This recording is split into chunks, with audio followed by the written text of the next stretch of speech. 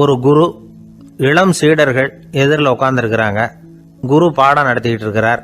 சீடர்களுக்கு ஒரு ஆசை, அதாவது ஒரு முக்கியமான மந்திரத்தை நம்ம குருநாதர்கிட்ட இருந்து கற்றுக்கணும் அப்படிங்கிறது அவங்க ஆசை. அது என்ன மந்திரம்னா, இறந்தவரை உயிர்ப்பிக்கக்கூடிய புனித மந்திரம், அதாவது செத்தவங்களுக்கு மீண்டும் உயிர் உண்டாக்குகிற மந்திரம். குருவே, தயவு பண்ணி அந்த மந்திரத்தை எங்களுக்கு உபதேசிக்கணும் அப்படின்னு கேட்டாங்க.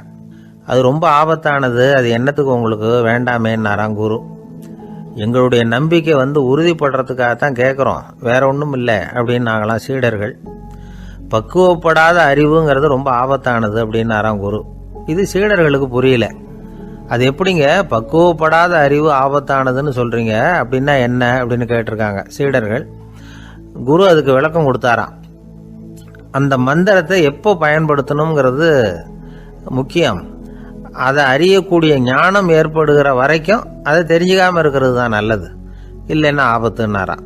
ஆனால் அந்த சீடர்கள் அதை கேட்குற மாதிரி இல்லை, ரொம்ப பிடிவாதம் பண்ண ஆரம்பிச்சுட்டாங்க. சரி வாங்க சொல்கிறேன்னார் குரு. எல்லாரும் வந்தாங்க. அந்த புனித மந்திரத்தை அவங்களுக்கு ரகசியமாக உபதேசம் பண்ணார். உபதேசம் பண்ணிவிட்டு அவங்களுக்கு எச்சரிக்கையும் கொடுத்தார். இந்த மந்திரத்தை நல்லா ஆராய்ச்சி பார்த்ததுக்கு அப்புறம் தான் உச்சரிக்கணும், அவசரப்பட்டு எதுவும் செஞ்சிடக்கூடாது அப்படின்னு ஒரு தடவைக்கு பல தடவை எச்சரிக்கை கொடுத்தார். சரின்னு சொல்லிவிட்டு அவங்கெல்லாம் மந்திரத்தை கற்றுக்கிட்டு எழுந்திரிச்சு போயிட்டாங்க. ஒரு நாள் அந்த சீடர்கள் எல்லாம் மணற்பாங்கான இடத்துல அப்படியே நடந்து போயிட்டு இருக்கிறாங்க. ஒரு பாலைவன பகுதி மாதிரி ஒரு இடம். அங்கே ஒரு இடத்துல எலும்புகள் குவியலாக கிடந்தது. உடனே இந்த சீடர்கள் முன்ன பின்ன யோசிக்காம, தியானமும் பண்ணாம, அந்த மந்திரத்தோட பயனை சோதிச்சு பார்க்கணும் அப்படின்னு நினச்சிக்கிட்டு அந்த மந்திரத்தை உச்சரிக்க ஆரம்பிச்சிட்டாங்க. அவ்வளவுதான். உடனே என்னாச்சு தெரியுமா, அந்த எலும்புகள் எல்லாம் ஓநாய்களாக மாறி அவங்கள துரத்த ஆரம்பிச்சுட்டுது. சீடர்கள் எல்லாம் தலைதெறிக்க ஓட ஆரம்பிச்சிட்டாங்க. ஓநாய்களும் விடலை, அவங்கள துரத்தி பிடிச்சி கடிச்சு கொதற ஆரம்பிச்சுட்டுது. அப்போதான் அந்த சீடர்களுக்கு குரு சொன்ன அறிவுரையோட அர்த்தம் புரிஞ்சுது. பக்குவப்படாத அறிவு ஆபத்தானது அப்படிங்கிறது. அதனால இதுலேருந்து நாம் தெரிஞ்சுக்க வேண்டியது என்னன்னா, நாம் நம்ம அறிவை வளர்த்துக்கிட்டா மட்டும் போதாது, அந்த அறிவை எப்போ எப்படி பயன்படுத்தணும் அப்படிங்கிற பக்குவமும் நமக்கு வரணும். அப்போ தான் வாழ்க்கை நல்லபடியாக அமையும், இல்லைன்னா இடைஞ்சல் தான். இந்த காலத்தில் சில சின்ன பிள்ளைங்களுக்கே அறிவு ரொம்ப பக்குவப்பட்டிருக்குங்கிறத உணர முடியுது. ஒரு சின்ன பையன் பள்ளிக்கூடத்தில் மார்க் லிஸ்ட் கொடுத்தாங்க, வாங்கிக்கிட்டு அவசரமாக வீட்டுக்கு ஓடினான். எதிரில் வந்த ஒருத்தர் கேட்டார், என்ன அவசரம், ஏன் இப்படி வேகமாக ஓடுறேன்னார். எங்கள் அம்மா கிட்ட அடி வாங்கணும், அதுக்காக தான் ஓடுறேன்னா. அடி வாங்கிறதுக்கா இவ்வளவு அவசரம்னார் அவர். அப்படி இல்லைங்க, நான் போகிறதுக்குள்ளே எங்கள் அப்பா வீட்டுக்கு வந்துட்டாருன்னா அவர்கிட்ட அடி வாங்க வேண்டியிருக்கும், அதை அவாய்ட் பண்ணுறதுக்காக இப்படி ஓடுறேன் அப்படின்னு நானும் அந்த பையன். இந்த உலகத்தில் எல்லாருக்கும் மகிழ்ச்சி தரக்கூடிய ஒரு பொருள் எது?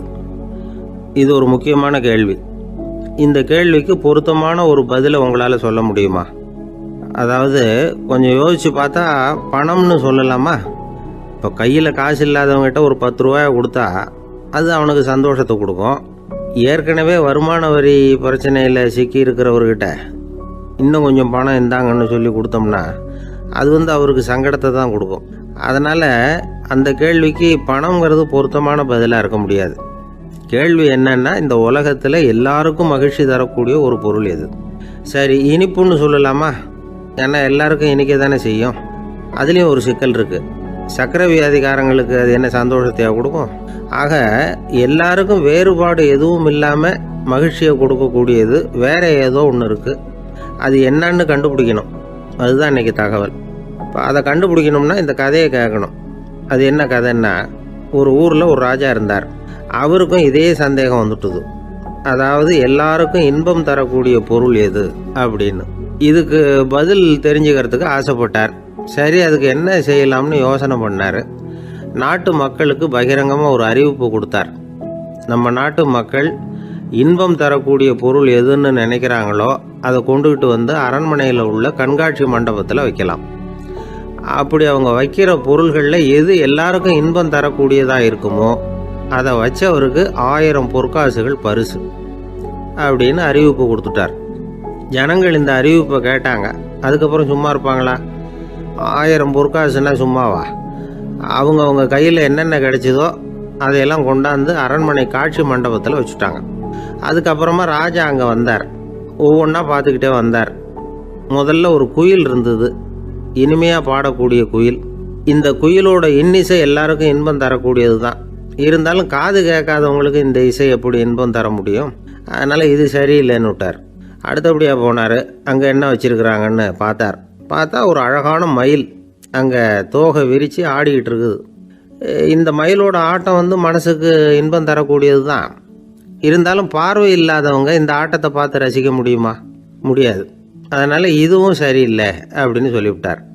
அதுக்கு அடுத்தபடியாக போனார். பல வகையான இனிப்பு பண்டங்களை வச்சுருந்தாங்க. பார்த்தார், வயசானவங்களுக்கும் நோயாளிகளுக்கும் இது இன்பம் தராது, துன்பம் தான் கொடுக்கும் அப்படின்னார். இப்படி ஒவ்வொன்றா பார்த்துக்கிட்டே போகிறார். அழகான மலர்கள், கனிகள், ஓவியங்கள் எதுவுமே பொருத்தமாக தெரியல. சகல பேருக்கும் இன்பம் தரக்கூடிய வகையில் எதுவும் இல்லை. கடைசியாக வந்தார். அங்கே ஒரு களிமண் பொம்மை இருந்தது. அது என்ன பொம்மை தெரியுமா? பசியால் வாடி இருக்கிற ஒருத்தருக்கு ஒரு அம்மா இனிமையாக பேசிக்கிட்டு சோறு போடுறது மாதிரி அந்த பொம்மையை செஞ்சுருந்தாங்க. அதுக்கு கீழே அன்பு அப்படின்னு எழுதியிருந்துதான். ராஜா பளிச்சுன்னு ஒரு முடிவுக்கு வந்தார். அந்த பொம்மையை செஞ்ச சிற்பியை வரவழைச்சார், பரிசு கொடுத்தார். அன்பு ஒன்று தான் எல்லாருக்கும் இன்பம் அளிக்கக்கூடிய பொருள். காது கேட்காதவங்களும் அதை கேட்க முடியும், பார்வை இல்லாதவங்களும் அதை பார்க்க முடியும், குழந்தைகளும் அதை உணர முடியும் அப்படின்னு அதுக்கு விளக்கம் கொடுத்தார் அந்த மன்னர். இந்த உலகத்தில் எல்லாருக்கும் மகிழ்ச்சி தரக்கூடிய ஒரு பொருள் அன்பு தான். அதை புரிஞ்சுக்கிட்டு தான் சில கணவன்மார்கள் மனைவி பேரில் ரொம்ப அன்பை காட்டிக்கிறது வழக்கம். ஒரு வீட்டு வாசப்படி பக்கமாக மழைக்கு ஒதுங்கினார் ஒருத்தர். மழை தூரிக்கிட்டு இருந்தது, இருட்டு நேரம். அந்த வீட்டில் இருந்தவர், இன்னைக்கு ராத்திரி வேணும்னா இங்கேயே தங்கிட்டு காலையில் போங்க அப்படின்னார். உடனே இவர் சொன்னார், ரொம்ப நன்றிங்க, ஒரு 10 நிமிஷத்தில் இதை வந்துவிடுறேன் அப்படின்னு சொல்லிவிட்டு எங்கேயோ ஓடினார். 10 நிமிஷம் கழித்து திரும்பி வந்தார். ஆமாம், எங்கே போயிட்டு வந்தீங்கன்னு கேட்டார் வீட்டில் இருந்தவர். நேராக எங்கள் வீட்டுக்கு போய் மனைவி கிட்ட இன்னைக்கு ராத்திரி இங்கேயே தங்கிக்கிறேன்னு சொல்லிவிட்டு வந்துட்டேன் அப்படின்னார் அவர். அன்புல இது ஒரு ரகம். இந்த உலகத்தில் எவ்வளவோ உயிரினங்கள் இருக்குது, ஒவ்வொன்றும் ஒவ்வொரு விதமாக சண்டை போடுது. இப்போ 2 மாடு சண்டை போட்டுக்குதுன்னு வச்சுங்க, என்ன பண்ணும்? 2 முட்டிக்கும். அதுக்கு சண்டை போடுறதுக்கு ஆயுதமாக உபயோகப்படுறது அதோட கொம்பு. 2 சேவல் சண்டை போட்டுக்குதுன்னு வச்சுங்க, அதுக்கு ஆயுதமாக உபயோகப்படுறது அதோட கால் நகம். காலால் தான் அது ஒன்றோட ஒன்று சண்டை போட்டுக்கும். ஆனால் 2 மனுஷன் சண்டை போட்டுக்கிறான்னு வச்சுங்க, இவன் இன்னதை தான் ஆயுதமாக உபயோகப்படுத்துவான்னு குறிப்பிட்டு சொல்ல முடியாது. கல்லை எடுப்பான், கத்தி எடுப்பான், துப்பாக்கி எடுப்பான், என்ன வேணாலும் பண்ணுவான். வாயால் திட்டுவான், கையால் அடிப்பான், காலால் உதைப்பான், சகலகலா வல்லவன். விலங்குகள்லாம் பொதுவாக வாயை சாப்பிட்றதுக்கு மட்டும்தான் உபயோகப்படுத்துது. ஆனால் இவனுக்கு சாப்பிட்றதுக்கும் அதுதான், சாப்பிட்டு விட்டு திட்டுறதுக்கும் அதுதான். ஆனால் ஒரு விஷயத்தில் மட்டும் கெட்டிக்கிறேன். அதாவது நாம் சண்டை போட்டுக்கிட்டாலும் பரவாயில்லை, கோழிகள் சண்டை போடாமல் இருக்கணும் அப்படின்னு ஆசைப்படுறான். எதுக்காக?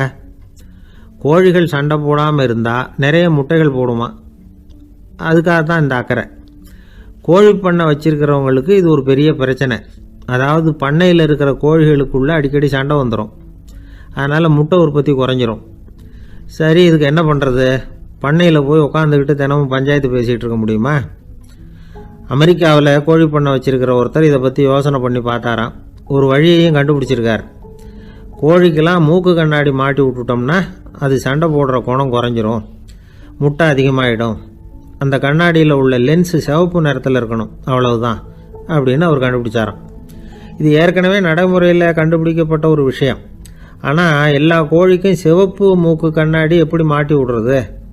அப்படியே மாட்டி விட்டாலும் அது நழுவாமல் இருக்கணுமே. இப்போ நாமெல்லாம் நடு விரலால் மூக்கு கண்ணாடி நடுவில் தொட்டு அப்படி ஸ்டைலாக சரி பண்ணிக்கிறோம், அது மாதிரி கோழி எப்படி சரி பண்ணிக்கும்? இதுதான் பிரச்சனை. இதுக்கு அவர் என்ன வழி கண்டுபிடிச்சாருன்னா, கோழிக்கெல்லாம் மூக்கு கண்ணாடிக்கு பதிலாக விழியொட்டு வில்லைகள், கான்டாக்ட் லென்ஸ், அதை பொருத்தி விட்டா என்ன அப்படின்னு யோசனை பண்ணார். அதே மாதிரி பண்ணார். அதே மாதிரி செஞ்சு பார்த்தார், வெற்றி. அதுக்கப்புறம் கோழியெல்லாம் சண்டை போட்டுக்கலையாம், சமாதான பிரியர்கள் ஆகிட்டு தான். கோழிகளுக்கு இயல்பாகவே சண்டை போடுற குணம் உண்டு. ஆனால் அதோட கண்ணுக்கு பார்க்குற பொருள்லாம் ரோஜா நிறத்துலையோ அல்லது இன்னும் சொல்ல போனால் அழுத்தமான சிவப்பு நிறத்துலையோ தெரிஞ்சதுன்னா சண்டை போடுற குணம் குறைஞ்சிருதான். அந்த சமயத்தில் அது அதிகமாகவும் முட்டையிட ஆரம்பிச்சுடுதான். அதே நேரத்தில் இறை எடுக்கிறத கூட குறைச்சிக்குதான். இது ஏன் இப்படி பண்ணுதுங்கிறது விஞ்ஞானிகளுக்கு இன்னமும் புரியலையா. எப்படியோ அமெரிக்க கோழிகள்லாம் கான்டாக்ட் லென்ஸ் பொருத்திக்க ஆரம்பித்தாச்சு. கோழி கழுத்தை பிடிச்சிக்கிட்டு ஒரு சில வினாடிகளில் அதை பொருத்தி போடுறாங்களாம். கோழியோட ஆயுள் பூரா அது அப்படியே இருக்குமா. பண்ணையில் முட்டை உற்பத்தி குறைஞ்சா இது மாதிரி விஞ்ஞானபூர்வமாக பரிகாரம் தேடுறது தான் நல்லது. நமக்கு வேண்டியப்பட்ட ஒருத்தர் அவர் ஒரு கோழி பண்ணை வச்சுருந்தார். அந்த பண்ணையில் பாதி கோழி திடீர்னு செத்து போச்சு. உடனே ஒரு கால்நடை மருத்துவர்கிட்ட போக வேண்டியது தானே, அங்கே போகல. உள்ளூரில் மந்திரம் பண்ணிகிட்டு இருந்த ஒரு சாமியார்கிட்ட போனார். அவர் காலில் விழுந்தார். சாமி, என் பண்ணையில் பாதி கோழி செத்து போட்டுதுன்னார். சாமியார் யோசனை பண்ணார். சரி, பண்ணையில் வாசப்படி கிழக்கு பக்கமாக வச்சுருக்கியா மேற்கு பக்கமாக வச்சுருக்கியான்னு கேட்டார். கிழக்கு பக்கமாக இருக்குன்னார் அவர். அதுதான் தப்பு, மேற்கு பக்கமாக அதை மாற்று சரியாக போடும்னாராம். அதே போல் இவர் போய் மாற்றிவிட்டார். அப்பவும் பாதி செத்து போச்சு. மறுபடியும் சொன்னார், சாமி மறுபடியும் பாதி கோழி செத்து போட்டுதேன்னார். சரி, கூரை எப்படி போட்டிருக்க, ஓடு போட்டிருக்கியா இல்லை கீத்து போட்டிருக்கியான்னார். ஓடு போட்டிருக்கேன்னாராம் அவர். அதுதான் தப்பு, அதை கீத்து போட்டுரு சரியாக போடும்னாராம். சரின்னு போய் அதையும் மாற்றி பார்த்தார்.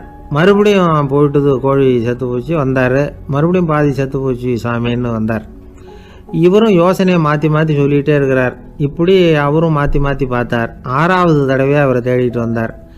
அந்த சமயத்தில் இவர் ரொம்ப தீவிரமாக யோசனை பண்ணி பார்த்துட்டு, அது சரிப்பா, நீயே என்கிட்ட சளைக்காமல் வந்துக்கிட்டு இருக்கிற, நானும் யோசனை சொல்லிகிட்டு இருக்கேன்.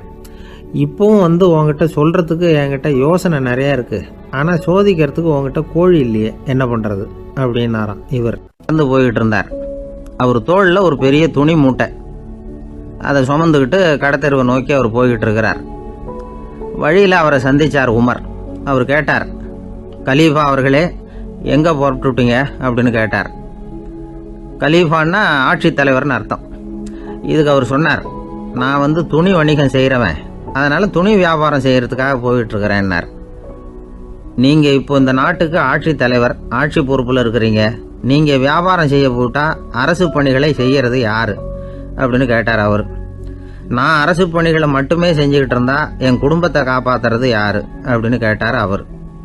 இப்படி கேட்டவர் யார் தெரியுமா? அவர் தான் அபூபக்கர், இறை தூதர் முகமது அவர்களுக்கு பிறகு கலீஃபாவாக தேர்ந்தெடுக்கப்பட்டவர்.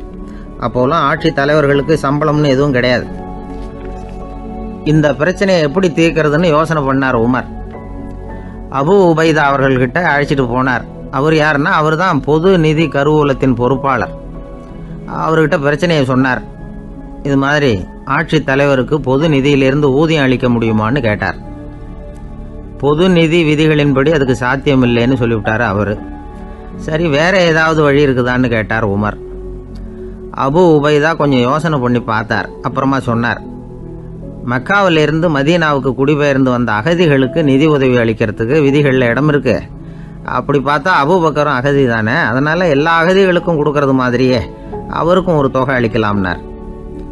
கலீஃபா அபூபக்கருக்கு இந்த அகதி உதவி தொகையைத்தான் கொடுத்துட்டு வந்தாங்களாம்.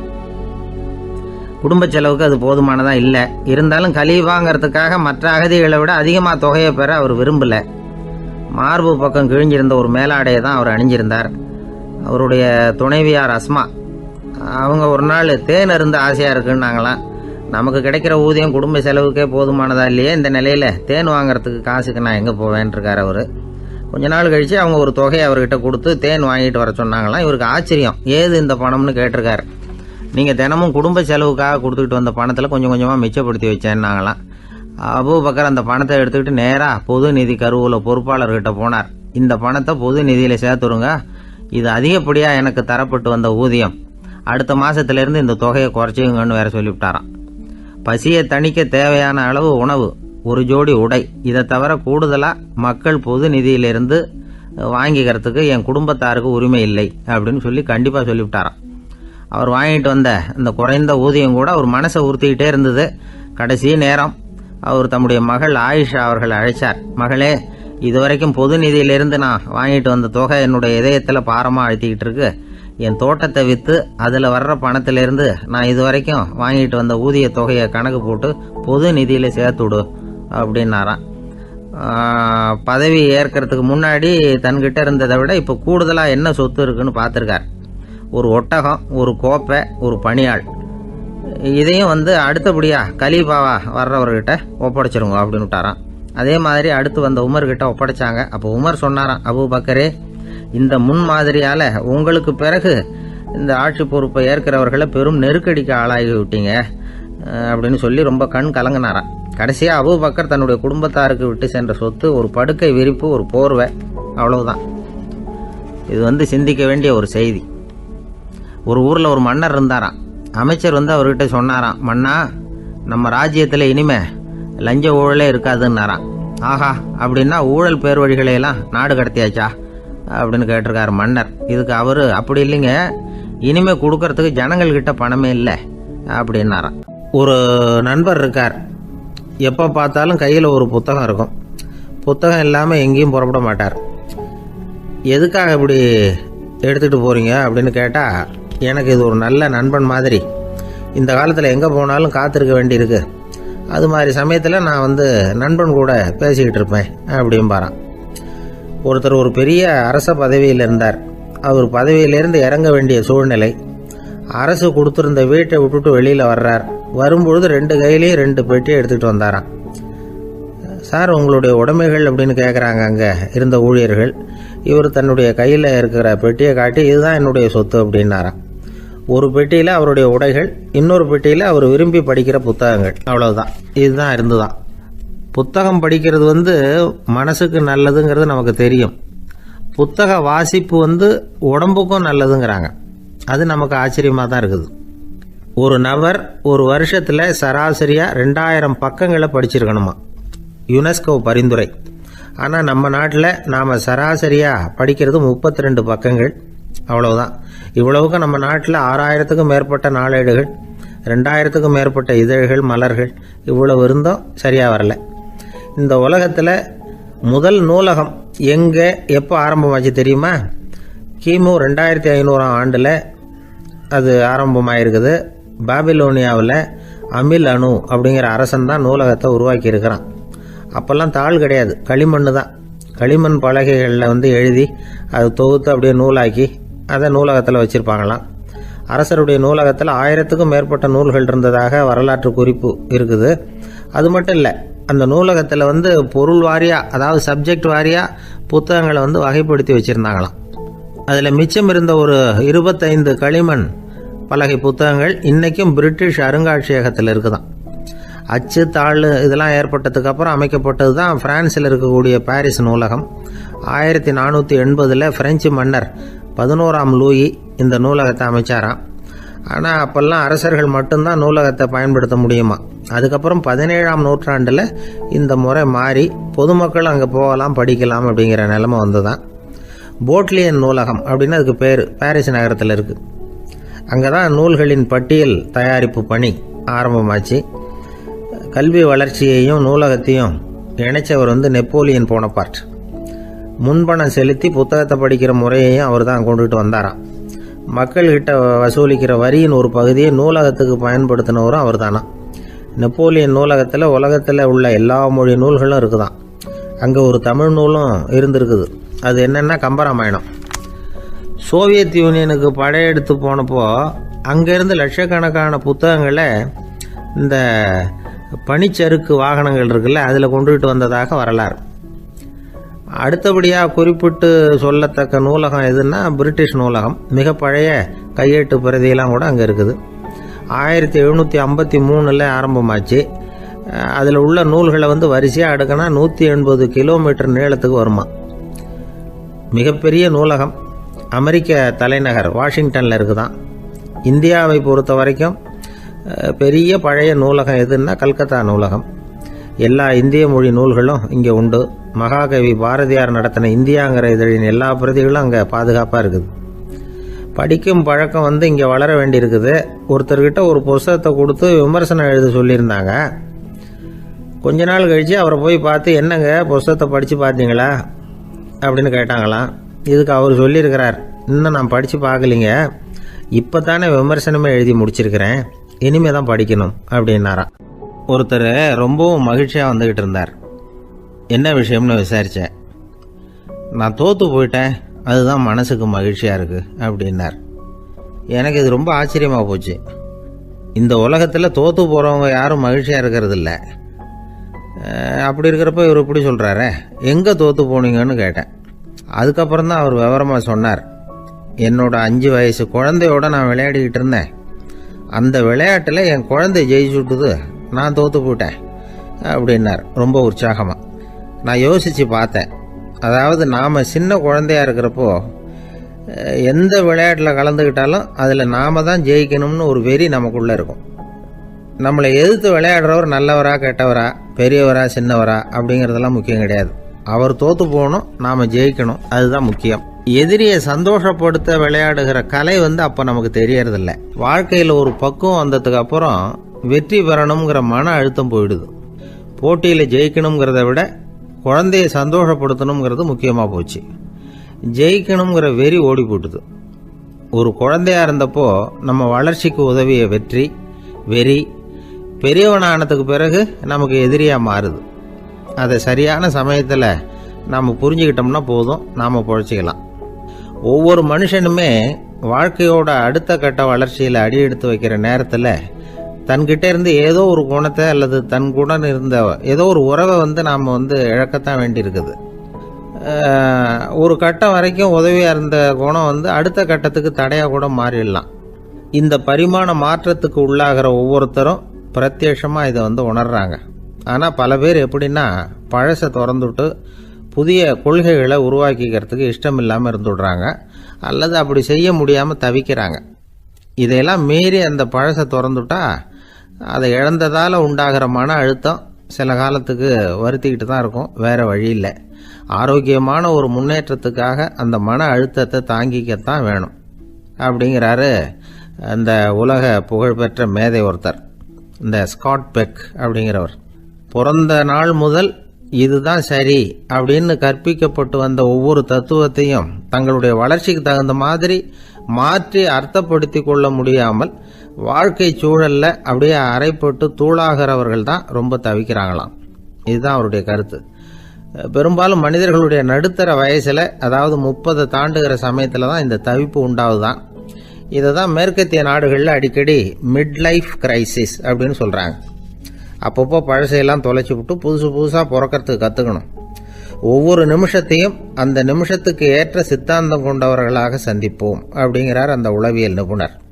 இப்படி பழகிக்கிட்டால் வாழ்க்கை இன்பமயம், இல்லைன்னா தவிப்பு மயம்தான். பழசை தொலைக்க முடியாதவர்களில் எத்தனையோ பேர் உண்டு, எத்தனையோ ரகம் உண்டு. அதில் வேடிக்கையான நண்பர்களும் உண்டு. ஒருத்தர் நண்பர் வீட்டுக்கு போனார். அவர் ஏதோ இனிப்பு பலகாரம் கொடுத்து சாப்பிட சொல்லியிருக்கிறாங்க அவங்க வீட்டில். இவர் சாப்பிட்டு பார்த்துட்டு சொன்னாராம், சார் 6 மாதத்துக்கு முன்னாடி ஒரு தடவை இங்கே வந்தேன், அப்போது ஒரு இனிப்பு பலகாரம் கொடுத்தீங்க, அது இதை விட நல்லா இருந்தது சார் அப்படின்னாராம். அப்போ செஞ்ச அதே இனிப்பு பலகாரம் தான் சார் இதுவும் அப்படின்னாராம் அவர். ஐயா, என்னுடைய நூல் வெளியீட்டு விழாவுக்கு அவசியம் நீங்கள் வரணும் அப்படின்னு கூப்பிட்டார் ஒருத்தர். எப்போ வரணும்னு கேட்டேன். அடுத்த வாரம்னார். சரி, புத்தகம் தயாராகிட்டுதா அப்படின்னு. நாளைக்கு தான் அச்சிக்க கொடுக்க போகிறேன்னார். என்னங்க இது, புத்தகம் அச்சிடுறதுக்கு முன்னாடியே அழைப்புதழை அச்சடிச்சு விட்டீங்களே அப்படின்னு கேட்டேன். அதனால் என்னங்க, அந்த காலம் மாதிரியா போடலாம், அச்சுக்கலை எவ்வளவோ முன்னேறியாச்சுங்க. Lino type, mono type, photo type, laser, இப்படி என்னென்னமோ வந்தாச்சு. இன்னைக்கு கொடுத்தா நாளைக்கே புத்தகம் தயார் அப்படின்னார். இப்படி இந்த அளவுக்கு முன்னேறி இருக்கிற இந்த அச்சுக்கலை ஆரம்பத்தில் எப்படி இருந்தது தெரியுமா? அந்த காலத்தில் காகிதம்னா என்னன்னே தெரியாது. அப்படி ஒன்று கண்டுபிடிக்கப்படவே இல்லை. அப்போல்லாம் எதையாவது ஒன்று எழுதணும்னா அதுக்கு ஆட்டு தோலை தான் பயன்படுத்தி இருக்கிறாங்க. கண்ணுக்குட்டி தோல் கூட அதுக்கு உபயோகப்பட்டு தான். ஐரோப்பாவில் இருந்த பாதிரியார்கள் தோலில் எழுதப்பட்ட புத்தகத்தை தயாரிக்கிறதுல ரொம்ப கெட்டிக்காரங்களாம். எகிப்து, அப்புறம் மத்திய தரைக்கடல் ஓரத்தில் உள்ள நாடுகள், இங்கெல்லாம் தோல் தான் எழுதுபொருளாக பயன்பட்டு வந்திருக்குது. ஆனால் நம்ம நாட்டில் ஓலைச்சுவடிகளை எழுத்துக்கு பயன்படுத்தி இருக்கிறாங்க. எழுதுறதுக்கு தோலை பயன்படுத்தினவங்க பிறகு பேப்பரைஸ் அப்படிங்கிற கோரை புல்லை அதுக்கு பயன்படுத்தினாங்களாம். இதெல்லாம் அப்படி கொஞ்சம் கொஞ்சமாக கண்டுபிடிச்சிட்டு வந்திருக்கிறாங்க. அந்த புல்லை கச்சிதமாக நறுக்க வேண்டியது, நல்லா பதப்படுத்த வேண்டியது, அதுக்கப்புறம் அதில் எழுத வேண்டியது, அவ்வளவுதான். பேப்பருங்கிற சொல்லே இந்த பேப்பைரஸ் அப்படிங்கிறதுலேருந்து வந்தது தான். அதுக்கப்புறம் தான் காகிதம் வந்தது. இதை முதல்ல சீன நாட்டில் தான் கண்டுபிடிச்சாங்க. அது வந்த பிறகு அச்சு எந்திரம் கண்டுபிடிக்க வேண்டிய அவசியம் ஏற்பட்டது. அதை கண்டுபிடிச்சவர் ஜெர்மானிய அறிவியல் அறிஞர் ஜான் கூட்டன்பர்க். அச்சுக்கலைக்கு அடித்தளம் அமைச்சவர் அவர் தான். ஜெர்மனியில் மெயின்ஸ் அப்படிங்கிற ஊரில் 1399 பிறந்தார். அவரோட மாமன் ஒருத்தர் உலோக வேலையில் வல்லவர். அவர்கிட்ட இந்த வேலையை கற்றுக்கிட்டார். அதோட வைர கற்களை வந்து பட்டை தீட்டுறதுலையும் ரொம்ப தேர்ச்சி பெற்றிருந்தார். இளம் வயசுலேயே சும்மா இருக்க மாட்டாராம். எதை செஞ்சாலும் அதை திறமையாக செய்வாராம். அவர் தான் முதல்ல மர அச்சு எழுத்துக்களை உருவாக்கினார். அது மேலே மை தடவி பிரதிகள் எடுத்தார். அதுக்கப்புறம் உலோக எழுத்துக்கள், முதல்ல காரியம், அப்புறம் இரும்பு, அப்புறம் கலப்பு உலோகம், பிறகு அச்சடிக்கிறதுக்கு எந்திரம் ஒன்றையும் உருவாக்கினார். முதல்ல பைபிள் அச்சடித்தார். 1468 அவர் இறந்து போனார். 16ஆம் நூற்றாண்டில் மேலை நாடுகளிலிருந்து மர எழுத்துக்களை கொண்டுகிட்டு வந்து தமிழ்நாட்டில் கிறிஸ்தவ நூல்களை அச்சிட்டாங்க. அப்போல்லாம் வந்து அச்சகங்கள் வந்து போதிய அளவுக்கு இங்கே இல்லை. அதுக்கு என்ன காரணம்னா, இந்தியர்கள் வந்து அச்சகங்களை நடத்தக்கூடாது அப்படின்னு சட்டம். 1835 வரைக்கும் அந்த சட்டம் வந்து நடைமுறையில் இருந்தது. இந்த நிலைமையில் அங்கேயும் இங்கேயுமா 1-2 அச்சகங்கள் ஆரம்பமாச்சு. 1713 தரங்கம்பாடியில் லூத்தரன் மிஷன் அச்சகம், அதே ஆண்டில் சென்னையில் SPCK அச்சகம். இது ரெண்டும் தான் இந்தியாவில் முதல்ல தொடங்கப்பட்ட அச்சகங்கள். ஆட்டுத்தோல்லையும் ஓலைச்சுவடியிலையும் எழுதப்பட்ட எழுத்துக்கள் இன்னைக்கு எங்கேயோ போயிட்டுது. ஆனால் நம்ம ஊரில் எழுத்தாளர்கள் நிலைமை தான் ஒன்றும் சொல்லிக்கிறது மாதிரி இல்லை. நம்ம ஆள் ஒருத்தர் சொன்னார், சார் நான் சொந்தத்தில் ஒரு அச்சாபீஸ் வச்சுருந்தேன், இப்போவும் வச்சுருக்கிறேன். அதனால் என்னுடைய படைப்புகளை புத்தகமாக வெளியிடுறதுல எனக்கு ஒன்றும் கஷ்டம் இல்லை. வருஷத்துக்கு ஒரு புத்தகம் எழுதி வெளியிட்டுருவேன். 15 வருஷமாக இலக்கிய உலகத்துக்கு இப்படி சேவை செஞ்சுக்கிட்டு வர்றேன். ஆனால் இந்த வருஷம்தான் வாசகர்கள் வந்து எனக்கு பாராட்டு விழா நடத்தி இருக்கிறாங்க அப்படின்னார். இந்த வருஷம் அப்படி என்ன விசேஷம் அப்படின்னு கேட்டோம். இந்த வருஷம்தான் நான் எந்த புத்தகம் எழுதி வெளியிடாமல் இருந்தேன், அதுக்காகத்தான் எனக்கு இந்த பாராட்டு விழா அப்படின்னார். ஊருக்கு வெளியில் அமைதியான ஒரு இடம், அங்கே ஒரு ஆசிரமம், அங்கே ஒரு சாமியார். அவர் தினமும் நல்ல போதனைகள்லாம் செய்வார். பல பேர் போய் அங்கேயே சில நாள் தங்கி இருந்து அவர் சொல்கிற அறிவுரைகளை எல்லாம் கேட்டுக்கிட்டு வர்றது வழக்கம். ஒரு தடவை அவரை பார்த்துட்டு போகிறதுக்காக 3 வெளியூர் தம்பதிகள் வந்தாங்களாம். அந்த மடத்திலேயே சாப்பிட்டுக்கிட்டு தங்கி இருந்து அவங்களுடைய போதனைகளை கேட்டுக்கிட்டு போகணுங்கிறது அவங்க நோக்கம். காலையில் குளிச்சுட்டு பூஜையில் உட்காந்தார் அந்த சுவாமி. இவங்களும் குளிச்சுட்டு அந்த பூஜையை பார்க்கறதுக்காக அவர் முன்னாடி வந்து உட்காந்தாங்க. பூஜை ஆரம்பமாச்சு. சம்பிரதாயப்படி அது ரொம்ப நேரம் நடந்துக்கிட்டே இருக்குது. இவங்களுக்கு நல்ல பசி இருந்தாலும் இந்த நேரத்தில் அதை எப்படி வெளியில் காட்டிக்கிறது? பேசாமல் இருந்தாங்க. அந்த சுவாமி பூஜையை முடித்தார். அதுக்கப்புறம் பேச ஆரம்பித்தார். பேச்சு அருமையாக தான் இருந்தது, அமிர்தமாக தான் இருந்தது. இருந்தாலும் இவங்களுக்கு இருக்கிற வயிற்று பசி அது சரியாக கவனிக்க விடலை. அந்த சுவாமியே இதை கவனிச்சதா தெரியல. இவங்களுக்கு மனசுக்குள்ள ஒரு எண்ணம், உள்ளே சாப்பாடு தயாராகிட்டு இருக்கும் போல இருக்கு, இந்த பேச்சு முடிஞ்சது நம்மளை உள்ளே அழைச்சிட்டு போய் சாப்பாடு போடுவாங்கன்னு நினைக்கிறோம் அப்படின்னு இவங்களாம் நினச்சிக்கிட்டாங்க. ஆனால் சுவாமி இதை பற்றி எதுவுமே பேசலை, கண்டுக்கலை. ஒரு அம்மாவால் அதுக்கு மேலே சும்மா இருக்க முடியுமா? முடியல. சாப்பாட்டை கவனிக்கலாமா அப்படின்னு சொல்லி மெதுவாக ஆரம்பித்தாங்க. ஓ கவனிக்கலாமே அப்படின்னு உள்ளே அழைச்சிட்டு போனார் சுவாமி. இவங்க ரொம்ப அவசரமாக எழுந்திருச்சு உள்ளே ஓடினாங்க. அங்கே ஒரு மேஜை மேலே ஒரு கிண்ணம் மூடி இருந்தது. ஓ இதுதான் சாப்பாட்டு மேஜை போல இருக்கு, இங்கே சாப்பாடு வந்துடும் அப்படின்னு நினச்சாங்க. உடனே போய் சுற்றி உட்காந்துக்கிட்டாங்க. சுவாமி அந்த கிண்ணத்தை எடுத்து அந்த அம்மா கிட்ட கொடுத்தார். அவங்க அதை வாங்கி மூடியை திறந்து பார்க்குறாங்க. உள்ளே ஒரு சாவி இருக்குது. ஓ சரிதான், இது சமையலறை சாவி போல இருக்கு, அங்கே போய் அதை திறந்து சாப்பாட்டை நாமே எடுத்துக்கிட்டு வந்து இங்கே வச்சுக்கிட்டு சாப்பிடணும் போல இருக்கு அப்படின்னு நினச்சாங்க. சாவி இருக்கு இல்லையா, வாங்க பூட்டு நிறையா காட்டுறேன் அப்படின்னு சுவாமி அவங்கள அழைச்சிட்டு போனார், காட்டினார். இவங்க அந்த அறையை ரொம்ப ஆவலோடு திறந்தாங்க. உள்ளே பார்த்தா அங்கே அரிசி, பருப்பு, விதவிதமான காய்கறி எல்லாம் இருக்குது. சமையலுக்கு வேண்டிய மிளகாய், எண்ணெய், பால், தயிர், நெய் இப்படி எல்லாமே இருக்குது. அடுப்பு, விறகு, நெருப்பு போட்டி அது கூட அங்கே இருக்குது. சாப்பாடு தயாராக இருக்கும்னு நினச்சிக்கிட்டு போனால் இப்படி இருக்குதே அப்படின்னு சொல்லி அதை பார்த்ததும் ரொம்ப சோர்ந்து போட்டாங்க அவங்க. சுவாமி என்ன இது சாப்பாடு இல்லையா அப்படின்னாங்க. அதுதான் சாப்பாட்டுக்கு வேண்டிய எல்லாம் இங்கே இருக்குதே, அடுப்பு மூட்டி நீங்கள் தான் அவங்கவுங்க ருசிக்கு தகுந்த மாதிரி சமைச்சிக்கணும், இந்த சன்னியாசிக்கு எப்படி சமைக்க தெரியும் அப்படின்னு கேட்டார் சுவாமி. சாப்பாடு தயாராக இருக்கும்னு நாங்கள் எதிர்பார்த்தோம் அப்படின்னாங்க. நீங்கள் இப்படி சொல்லுவீங்கன்னு நானும் எதிர்பார்த்தேன். இது வரைக்கும் நான் எவ்வளவோ தத்துவம்லாம் எடுத்து சொன்னேன். எல்லாத்தையும் விட இதுதான் அனுபவபூர்வமான தத்துவம். ஆண்டவன் நமக்கு நல்ல மனசை கொடுத்துருக்குறான், நல்ல வாய்ப்புகளையும் தந்திருக்கிறான், அதையெல்லாம் பயன்படுத்திக்கக்கூடிய மூளையையும் சிந்தனையையும் கொடுத்துருக்குறான். அதனால் அடுப்பை தான் நீங்கள் மூட்டணும், அடுப்பை நீங்கள் தான் மூட்டணும், உங்களுக்கு உகந்ததை நீங்கள் தான் சமைச்சு ருசித்து அனுபவிக்கணும். ஆண்டவனே அதை செஞ்சிகிட்டு இருக்க மாட்டான் அப்படின்னாராம் அந்த சுவாமி. நம்முடைய வாழ்க்கையில் பல நல்ல பலன்களை பெறறதுக்கு நாம தான் முயற்சி பண்ணணும். அதுக்குரிய சூழ்நிலையை தான் ஆண்டவன் கொடுப்பானே தவிர அதை விளக்கறதுக்காக தான் அந்த சுவாமி அப்படி செஞ்சு காட்டியிருக்கிறார். இது ஒரு பெரியவர் இப்படி ஒரு விளக்கம் கொடுத்தார். அதுக்கப்புறம் அந்த 3 தம்பதிகளும் தெளிவடைஞ்சுட்டாங்களாம். நாம் தெளிவடைகிறது எப்போங்கிறது தான் தெரியல அப்படின்னு பல பேர் இதை கேட்டுட்டு சொல்லிட்டு இருக்கிறாங்க. இந்த கதையை நம்முடைய நண்பர் ஒருத்தர்கிட்ட சொன்னேன். அந்த நண்பர் ரொம்ப சந்தோஷப்பட்டார். நீங்கள் சொல்கிறது கரெக்டு சார், ஆனால் நான் அதை விட ஒரு படி மேலே சார். எனக்கெல்லாம் அரிசி பருப்பு இருக்கிற ரூம் எதுன்னு கையை காட்டிட்டா போதும், உடனே கிண்ணத்துலேருந்து சாவியை எடுத்து கொடுக்கணுங்கிற அவசியம்லாம் இல்லை எனக்கு. அப்புறம் எப்படி ரூமை திறந்துருவீங்க அப்படின்னு கேட்டேன். பூட்டை உடைச்சி திறந்துருவேன், அதுதான் எனக்கு பழக்கம் அப்படிங்கிறார். ஒரு காலத்தில் பிரஷ்யா அப்படின்னு ஒரு தேசம் இருந்தது. இப்போ ஜெர்மனி இருக்குல்ல, இதோட பெரும்பகுதி ஒரு காலத்தில் பிரஷ்யாங்கிற பேரில் இருந்தது. அப்போ அதுக்கு அரசராக இருந்தவர் மகா ஃப்ரெடரிக், அதாவது ஃப்ரெடரிக் தி கிரேட் அப்படின்னு சொல்லுவாங்க. அந்த ராஜாவுக்கு ஒரு சந்தேகம்.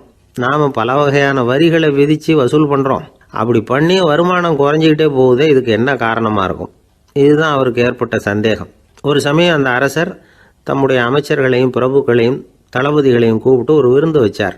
விருந்து முடிஞ்சதும் அவங்கள பார்த்து இந்த சந்தேகத்தை கேட்டார். வரிகள் அதிகமாக விதித்து வருமானம் குறையறதுக்கு என்ன காரணம் அப்படின்னு கேட்டார். பல பேருக்கு இதுக்கு சரியாக பதில் சொல்ல தெரியல.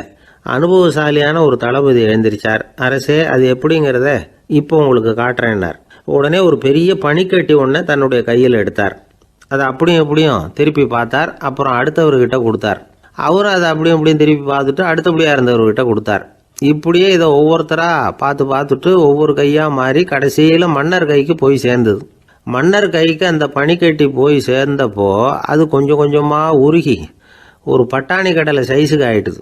மன்னர் யோசனை பண்ணார், வரி அதிகமாக போட்டாலும் வந்து சேர்றது குறைவாக இருக்கிறதுக்கு என்ன காரணம் அப்படிங்கிறது அவருக்கு புரிஞ்சு போச்சு. காலம்தான் மாறிட்டு இருக்கே தவிர இந்த கையூட்டு வாங்குற பழக்கம் மாறினதாக தெரியல. இன்னொரு ராஜா இருந்தார். அவர் தன்னுடைய ராஜாங்கத்தில் லஞ்ச ஊழலே சுத்தமாக இருக்கக்கூடாது அப்படின்னு நினச்சார். அவர்கிட்ட பல்வேறு துறைகளுக்கும் பொறுப்பாக இருந்த பல பேரும் ரொம்ப சுத்தமாகவும் நேர்மையாகவும் இருந்தாங்க. ஒரே ஒருத்தர் மட்டும் எல்லார்கிட்டையும் லஞ்சம் வாங்கிட்டே இருந்தார். அவரை வேறு துறைகளுக்கு மாற்றி பார்த்தாரு. அந்த ராஜா என்னென்னமோ பண்ணி பார்க்குறாரு. எந்த வேலையை கொடுத்தாலும் அதுலேயும் லஞ்சம் வாங்கிறதுக்கு ஒரு வழியை உண்டு பண்ணிக்குவார் அந்த ஆள். ராஜாவுக்கு இது ஒரு பெரிய தலைவலியாக போட்டுது. இவர் என்ன பண்ணுறது, இவருக்கு என்ன வேலையை கொடுக்கறது, கொஞ்சம் கூட லஞ்சம் வாங்கிறதுக்கு சான்ஸே இல்லாத ஒரு வேலையை கொடுக்கணும் அப்படின்னு திட்டம் போட்டார். ஒரு நாள் அவருக்கு அந்த உத்தரவும் போட்டுட்டார். அதாவது அவருக்கு என்ன வேலைன்னா, கடற்கரையில் தான் அவருக்கு ஆஃபீஸ், அங்கேயே இருந்துக்க வேண்டியது. தினமும் எத்தனை கடல் அலை கரையில் வந்து மோதுது அப்படிங்கிறத கணக்கெடுத்து ராஜாவுக்கு தெரிவிக்க வேண்டியது. இதுதான் அவருக்கு வேலை. பேசாமல் அலையை எண்ணிட்டு உட்காந்துருக்கிட்டோம், அப்போவாவது அவர் லஞ்சம் வாங்குகிற சந்தர்ப்பம் இல்லாமல் போயிடும் அவருக்கு அப்படின்னு நினச்சார் ராஜா. இந்த ஆள் கடற்கரைக்கு போய் டியூட்டியில் ஜாயின் பண்ணிட்டார். ஒரே மாதத்தில் அங்கே சொந்தமாக ஒரு பிரம்மாண்டமான மாளிகை கட்டிவிட்டார். ராஜாவுக்கு இது பெரிய ஆச்சரியமாக போச்சு. அலையை என்ற வேலையில் அந்த ஆள் எப்படி பணம் சம்பாதிச்சார் அப்படின்னு விசாரித்து பார்த்தார் அக்கம் பக்கத்தில். அந்த ஆள் என்ன பண்ணியிருக்கிறாருன்னா, கடற்கரையில் போய் பொறுப்பை ஏற்றுக்கிட்ட உடனே அங்கே இருந்த மீனவர்கள்கிட்ட எல்லாம் இந்த கரையில் வந்து ஒரு நாளில் வந்து மோதுற அலைகள் எத்தனை அப்படின்னு கேட்டிருக்காரு. அது எப்படிங்க தெரியும்னு இருக்காங்க அவங்க. தினமும் அந்த எண்ணிக்கை தெரியணும். நம்ம ராஜாவுக்கு தினமும் அறிக்கை அனுப்பணும், டெய்லி ரிப்போர்ட்டு. தவறுனா நீங்கள் இந்த கடலில் போய் மீன் பிடிக்கிறதுக்கு ராஜாவோட அனுமதி கிடைக்காது அப்படின்ட்டுருக்காரு. உடனே மீனவர்களும் பயந்து போட்டாங்க. கடலுக்கு போகிறதுக்கு அனுமதி இல்லைன்னா பட்டினி கிடக்கிறது மாதிரி ஆகிடுமே. மெதுவாக அந்த ஆளுகிட்ட போனாங்க, காதோட காதாக சொன்னாங்க, ஐயா, எங்களால் வந்து கடல் அலையை வந்து எண்ண முடியாது. தினமும் எங்களால் முடிஞ்சதை உங்களுக்கு பணமாக கொடுத்துட்றோம். நீங்கள் தான் ராஜா கிட்ட சிபாரிசு பண்ணி நாங்கள் தொடர்ந்து மீன் பிடிக்கிறதுக்கு அனுமதி வாங்கி கொடுக்கணும் அப்படின்னு வேண்டிக்கிட்டாங்க. பணம் தினமும் வந்து சேர ஆரம்பிச்சுட்டுது. பதவியில் மற்ற பதவியோட இந்த பதவி எவ்வளவோ மேல் அப்படின்னு நினச்சிட்டோம் அந்த ஆள். அது மட்டும் இல்லை, தயவு பண்ணி என்னை இந்த இடத்த விட்டு மாற்றி விடாதீங்க சார் அப்படின்னு வேற கேட்க ஆரம்பிச்சிட்டானா. கிபி 1078 வருஷம் மார்ச் மாதம் 19ஆம் தேதி திங்கட்கிழமை அதிகாலை நேரம் ஒரு குழந்தை பிறந்தது. எங்க தெரியுமா? காஸ்பியன் கடலுக்கு தெற்கே பாரசீக மொழி வழங்கிய தபரிஸ்தான் மாநிலத்துல ஜீலான்கிற புனித நகர், அதோட புறநகர் பகுதியில உள்ள நீப்புங்கிற ஊர்ல தான் அந்த குழந்தை பிறந்தது. அந்த இடம் இப்போ ரஷ்யாவில் இருக்கு. அந்த குழந்தை யாருன்னு நினைக்கிறீங்க? அதுதான் முஹித்தீன் பெருமான், ஆன்மீக சாதனைகள் புரிந்த மகான் முஹித்தீன் ஆண்டகை. தன்னுடைய 18வது வயசுல உயர்கல்விக்காக ஜீலான் நகரத்தை விட்டு பகுதாத் நகரத்துக்கு புறப்பட்டு போறார். இளம் பிராயம் தானே, அதனால துணைக்கு ஒரு வர்த்தக கூட்டத்தோட சேர்ந்து போயிட்டு இருக்கிறார். ரொம்ப தூரம் போகணும். ஒவ்வொரு இடமா தங்கி தங்கி போயிட்டு இருக்கிறாங்க. ஒரு இடத்துல ஒரு கொள்ளை கூட்டம் பயங்கரமான ஆயுதங்களோட அவங்கள வழிமறிச்சுட்டுது. அந்த வர்த்தக கூட்டம் வச்சிருந்த பொருள்களை எல்லாம் அவங்க பறிச்சு விடுறாங்க. இவங்களும் பயந்துகிட்டு இருந்தது எல்லாத்தையும் அவங்க கிட்ட கொடுத்துடுறாங்க. முஹைத்தீன் ஆண்டகை மட்டும் இதையெல்லாம் பார்த்துக்கிட்டு தனியா ஒதுங்கி நிக்கிறார். ஒரு 18 வயசு பையன் மட்டும் இப்படி தனியா அநாத சிறுவன் மாதிரி நின்றுட்டு இருக்கிறத அந்த கொள்ளை கூட்டத்தில் இருந்த ஒருத்தன் பாக்குறான். கிட்ட நெருங்கி வர்றான். அலட்சியமாவும் கிண்டலாவும் உங்ககிட்ட ஏதாவது இருக்குதா அப்படின்னு கேக்குறான். இவங்கிட்ட என்ன இருக்க போகுது அப்படிங்கிற நம்பிக்கையில அவன் அப்படி கேக்குறான். உடனே இவரு இருக்குதே, என்கிட்ட 40 தீனார் இருக்கு அப்படிங்கிறார். இப்படி சொல்லியும் அந்த கொள்ளைக்காரனுக்கு நம்பிக்கை வரல. என்னிடம் விளையாடாத, பொய் சொல்லாத, உண்மையை சொல்லு அப்படிங்கிறான் அவன். உண்மையைத்தான் சொல்றேன், என்கிட்ட 40 தீனார் இருக்கு அப்படிங்கிறார் இவர். எங்க வச்சிருக்கிற அப்படின்னு கேக்குறான். சட்டையின் விழாப்புறத்துல உள்ள பகுதியில அதை வச்சு தச்சிருக்கிறாங்க அப்படின்னு உண்மையை சொல்றார். உடனே கொள்ளை கூட்ட தலைவன் அதை கத்தியால கீறிப்பார் அப்படின்னு உத்தரவு போடுறான். அந்த சட்டையை கிழிக்கிறாங்க. உள்ள இருந்து 40 பொற்காசுகளும் பொல பொலன்னு கீழே கொட்டுச்சு. அதை பார்த்த உடனே அந்த கொள்ளை கூட்ட தலைவன் மலைச்சு போய் நின்னுட்டான். காசை பார்த்துட்டு அவன் மலைச்சு போல, பொய் பேசாத அந்த பையனோட நேர்மையை பார்த்துட்டு அவன் அப்படி நின்னான். மெதுவா அந்த பையன் கிட்ட வந்தான். ஏன்பா, நீ என்ன பணக்கார குடும்பமா அப்படின்னு கேட்டான். அப்படிலாம் இல்ல, எனக்கு அப்பா இல்ல, அம்மா மட்டும்தான் உண்டு. எங்க அப்பா எனக்குன்னு விட்டு போன சொத்தே இந்த 40 தீனார் தான் அப்படின்னாரு இவர். அப்படி இருந்துமா உண்மை பேசணும்னு ஆசைப்பட்டேன். என்கிட்ட ஒண்ணும் இல்லைன்னு ஒரு வார்த்தை சொன்ன உன்னை விட்டுருப்போமே அப்படின்னா அவன். அப்படி இல்லைங்க, நான் இறைவன் திருநாமத்தை அறியக்கூடிய கல்வி ஞானத்துக்காக இப்ப போயிட்டு இருக்கிறேன். இறைவன் திருநாமத்தை உச்சரிக்க வேண்டிய நாவால பொய் பேசக்கூடாதுன்னு எங்க அம்மா சொல்லி இருக்கிறாங்க. அதனால நான் எப்பவுமே பொய் சொல்ல மாட்டேன் அப்படின்னு என்னுடைய தாய்க்கு வாக்கு கொடுத்திருக்கிறேன் அப்படின்னார் அவர். முஹைத்தீன் பெருமான் வார்த்தைகளை கேட்ட அந்த கொள்ளையர்கள் மனம் திருந்தி நல்லவங்களா ஆயிடுறாங்க. அந்த கொள்ளையர் தலைவன் பிற்காலத்துல ஒரு பெரிய மகான் ஆயிடுறார். பெரியவர்கள் வாழ்க்கையில நடக்கிற இது மாதிரி சம்பவங்கள் தான் நாம நல்ல விதமா வாழறதுக்கு துணையா இருக்கும். அந்த காலத்துல கொள்ளையர்களே பெரியவங்க செயலை பார்த்து மனம் திருந்தி இருக்கிறாங்க. இந்த காலத்துல யார் இப்படி இருக்கிறா? இந்த காலத்துல மகான் ஒருத்தரை பார்த்தேன், எனக்கு வேண்டியப்பட்ட மகான். ஏங்க, நீங்களும் மகான் ஆகிறதுக்கு முன்னாடி கொள்ளை அடிச்சுட்டு இருந்தீங்களா அப்படின்னு கேட்டேன். அவர் மெதுவா கண்ணை திறந்து என்ன நிமிர்ந்து பார்த்தார். அப்படி இல்லப்பா, நான் கொள்ளை அடிக்கிறதுக்காகத்தான் மகானாவே ஆகி இருக்கிறேன் அப்படின்னு சொல்லிவிட்டு மறுபடியும் கண்ணை மூடிட்டார். 21ஆம் வருஷம் செப்டம்பர் மாசம் 22ஆம் தேதி மதுரை மேலமாசி வீதியில உள்ள ஒரு வீடு. அங்க அன்னைக்கு நடந்த ஒரு அற்புத நிகழ்ச்சி பின்னாடி உலக மக்களை எல்லாம் ஆச்சரியப்பட வச்சுது. இந்திய வரலாற்றிலேயே அது ஒரு முக்கியமான நிகழ்ச்சி. உலக மக்கள் கவனமெல்லாம் காந்திஜியின் பக்கம் திரும்புறதுக்கு காரணமா இருந்த நிகழ்ச்சி அது. கதர் துணி பிரச்சாரத்துக்காக காந்திஜி மதுரைக்கு வந்திருந்தார். சென்னை துணி வணிகர் சங்கத்தின் துணைத் தலைவர் ஒருத்தர் இருந்தார், ராம்ஜி கல்யாண் சேட்ஜி. அவருடைய வீடு மதுரை மேலமாசி வீதியில் இருந்தது. அந்த வீட்டில் தான் காந்திஜி தங்கியிருந்தார். அப்போ வயலுக்கு போற உழவர்கள்லாம் சின்ன சின்ன துண்டை இடுப்புல கட்டிக்கிட்டு கலப்பையை தூக்கிக்கிட்டு தெருவில் நடந்து போறதை கவனிச்சார். ஏற்கனவே சேலத்துக்கு தெற்க பல பகுதிகளில் ஆண்களும் பெண்களும் அறகுறை ஆடைகளோட உழைச்சிக்கிட்டு இருக்கிறத கண்ணால கண்டிருக்கிறார் அவரு. இந்தியரின் சராசரி உடை இவ்வளவுதான் அப்படிங்கிறத புரிஞ்சுக்கிட்டார். மனசை இன்னும் பண்ணியிருக்குது. ராத்திரி பூரா அதை பத்தியே யோசனை. 22/9/21 வியாழக்கிழமை காலையில காந்திஜி எழுந்திருக்கிறார். அவர் கூட தங்கியிருந்தவங்களையெல்லாம் பார்த்து சொன்னார், இன்னையிலிருந்து அறையில முழு அகல துண்டு தான் கட்டுவேன். குளிர் அதிகமாக உள்ள காலங்களில் மட்டும் போர்வை ஒன்றும் உபயோகப்படுத்துவேன். மற்றபடி மேலங்கியோ குல்லாவோ எதுவும் போட்டுக்க மாட்டேன். தற்காலிகமாக இந்த ஏற்பாட்டை 1 மாசத்துக்கு ஏற்றுக்குவேன். அதுக்கு பிறகு உசிதம் போல எண்ணி பார்த்து முடிவு பண்ணுவேன் அப்படின்னார். அவருடைய குரல் உறுதியாக இருந்துதான். உடனே செயலில் இறங்கினார். தம்முடைய 10 முழ வேட்டி, மேலங்கி, உள் சட்டை, குல்லா எல்லாத்தையும் களைஞ்சார். வேட்டியிலிருந்து ஒரு 4 முழ துணியை எடுத்துக்கிட்டார். இதுக்கு உதவி செஞ்சவர் அன்னைக்கு விருதுநகர்ல பிரபல தொண்டரா இருந்த பழனிக்குமார பிள்ளை. வெட்டி எடுத்த துண்டை நீள வாக்கில் ரெட்டையா மடிச்சார். அதை இடுப்புல துண்டு மாதிரி கட்டிக்கிட்டாரு. தலையில சின்ன உச்சி குடுமி, அறையில சின்ன துண்டு. அண்ணல் காந்தி ஆண்டி கோலத்துல காட்சி அளிக்கிறார். கூட இருந்தவங்களை பார்த்து காரைக்குடிக்கு புறப்படலாமே அப்படின்னார். அவர் நண்பர்களும் சீடர்களும் திகைச்சு போய் நிற்கிறாங்க. இந்த விரதம் நிரந்தரமா ஆயிடுமோங்கிற பயம் அவங்களுக்கு. எப்படியோ இந்த விவரம் ராஜாஜிக்கும் அன்னைக்கு பிரபலமா விளங்கின தேசபக்தர் டாக்டர் TSS ராஜனுக்கும் எட்டுச்சு. உடனே 2 பேரும் ஓடி வந்தாங்க. வேண்டாமே இந்த கோலம் அப்படின்னாங்க. காந்திஜி தன்னுடைய முடிவில் உறுதியாக இருந்தார். ராஜாஜி என்னென்னமோ வாதமெல்லாம் பண்ணி பார்த்தார். உங்களுடைய வாதத்துக்கு என்னால் பதில் சொல்ல முடியல, இருந்தாலும் நான் செய்கிறது தான் சரிங்கிறதுல எனக்கு சந்தேகம் இல்லை. இன்னைக்கு அதிகாலை 3 மணி இருக்கும். நான் ஓரளவு விழிச்சுக்கிட்டேன். அதாவது உறக்கமும் விழிப்புமா இருந்த நிலையில எனக்கு இந்த எண்ணம் உண்டாச்சு. இது என்னுடைய அந்தராத்மாவின் ஆணை, அதை என்னால் மீற முடியாது அப்படின்னு சொல்லிவிட்டாராம் காந்திஜி. கதர் பிரச்சாரத்துக்காக காரைக்குடிக்கு கிளம்பினார். வாசல்ல 4 மோட்டார் வண்டிகள் காத்துக்கிட்டு இருந்தது. வீதியில் 2 பக்கமும் ஜனங்கள். காந்திஜி இடுப்பு துணியோட மோட்டார் வண்டியில ஏறினார். நண்பர்களும் சீடர்களும் மக்களும் உடல் சிலிர்க்க அந்த காட்சியை பார்க்குறாங்க. மோட்டார் வண்டி நகர ஆரம்பிக்குது. எப்பேற்பட்ட காட்சி அது!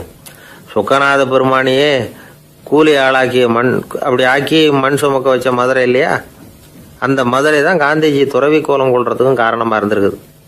இது இன்னைக்கு எத்தனை பேருக்கு தெரியும்? ஒரு தடவை காந்திஜி நேருவும் சுற்றுப்பயணம் செஞ்சாங்களாம். ஒரு இடத்துல நடந்து போயிட்டு இருக்கிறாங்க. குறுக்க ஒரு வாய்க்கால். நேரு என்ன பண்ணார் தெரியுமா? தன்னுடைய இளமை துடிப்பை காட்டுறதுக்காக கொஞ்சம் தூரம் பின்னாடி போய் அங்கேருந்து வேகமாக ஓடி வந்து அந்த வாய்க்காலை தாண்டினாராம். காந்திஜி அப்படி பண்ணலை. பக்கத்தில் இருந்த பாலம் வழியா அந்த வாய்க்காலை கடந்து வந்தார். நேரு காந்திஜியை பார்த்து சிரிச்சுக்கிட்டே, என்ன மாதிரி நீங்களும் தாண்டி இருக்கலாமே அப்படின்னாராம். அதுக்கு காந்திஜி சிரிச்சுக்கிட்டே சொன்னாராம், 2 அடி முன்னேறதுக்காக 5 அடி பின்னாடி போறதா அப்படின்னாராம். ஒரு ஊர்ல ஒரு ராஜா இருந்தார். அந்த ராஜாவுக்கு ஒரு புள்ள. அந்த புள்ளைக்கு விவரமே தெரியாது. அவன் ஒரு முட்டாளுங்கிறது எல்லாருக்கும் தெரியும். ஆனாலும் அவன் தான் அடுத்தபடியாக ஆட்சிக்கு வர வேண்டியவன். ஆட்சி பொறுப்பை ஏற்க வேண்டிய ஒருத்தன் இப்படி இருந்தால் என்ன பண்ணுறது அப்படிங்கிறது எல்லாருக்கும் உள்ள கவலை. மன்னர் அமைச்சர்களை கூட்டினார். ஆலோசனை கேட்டார், என்ன பண்ணலாம்னு. இவனை இன்னொரு நாட்டு பல்கலைக்கழகத்துக்கு அனுப்பி பார்க்கலாம். அங்கே போய் படிச்சுட்டு வரட்டும். நிறைய படிச்சுட்டு நல்ல ஞானத்தோடு திரும்பி வரட்டும். அதுக்கப்புறம் பார்த்துக்கலாம் அப்படிங்கிறது அவங்க சொன்ன ஆலோசனை. மன்னருக்கும் அது சரின்னு தோணுச்சு. மகனை வெளி தேசத்துக்கு அனுப்பி வச்சார். இவனும் போனான். ஒரு பல்கலைக்கழகத்தில் சேர்ந்தான். நிறைய படித்தான். அதுக்கப்புறம் தந்தைக்கு ஒரு கடிதம் எழுதினான். தந்தையே, நான் நிறைய படிச்சுட்டேன், இனிமேல் நாடு திரும்பலாம்னு நினைக்கிறேன் அப்படின்னு எழுதினான். மன்னருக்கு ரொம்ப மகிழ்ச்சி. அதாவது புள்ள படிச்சுட்டான் அப்படிங்கிற ஆனந்தம். உடனே பையன் திரும்பி வர்றதுக்கு ஏற்பாடு பண்ணார். இளவரசன் நாடு திரும்பினான். அதை கொண்டாடுறதுக்காக அரண்மனையில் ஒரு பெரிய விருந்துக்கு ஏற்பாடு பண்ணியிருந்தாங்க. முக்கியமானவங்கள்லாம் அதில் கலந்துக்கிட்டாங்க. அந்த விருந்துக்கு முனிவர் ஒருத்தரும் வந்திருந்தார். அவர் இளவரசன் கிட்ட போய் உட்காந்து விசாரிக்கிறார். என்னப்பா, எப்படி படிச்சிருக்கிற அப்படின்னு கேட்டார். நிறைய படிச்சுட்டு வந்திருக்கிறேங்க அப்படின்னா அவன். என்னெல்லாம் படித்த அப்படின்னாரான். எல்லாத்தையும் விவரமாக சொல்லியிருக்கிறான். அவன் அப்படி சொல்லிட்டு இருக்கும் பொழுதே முனிவர் என்ன பண்ணார், தன்னுடைய மோதிரத்தை கழட்டி உள்ளங்கையில் வச்சு அப்படியே மூடிக்கிட்டாரான். அப்படியே கையை நீட்டி அவன் முன்னாடி காட்டினார்.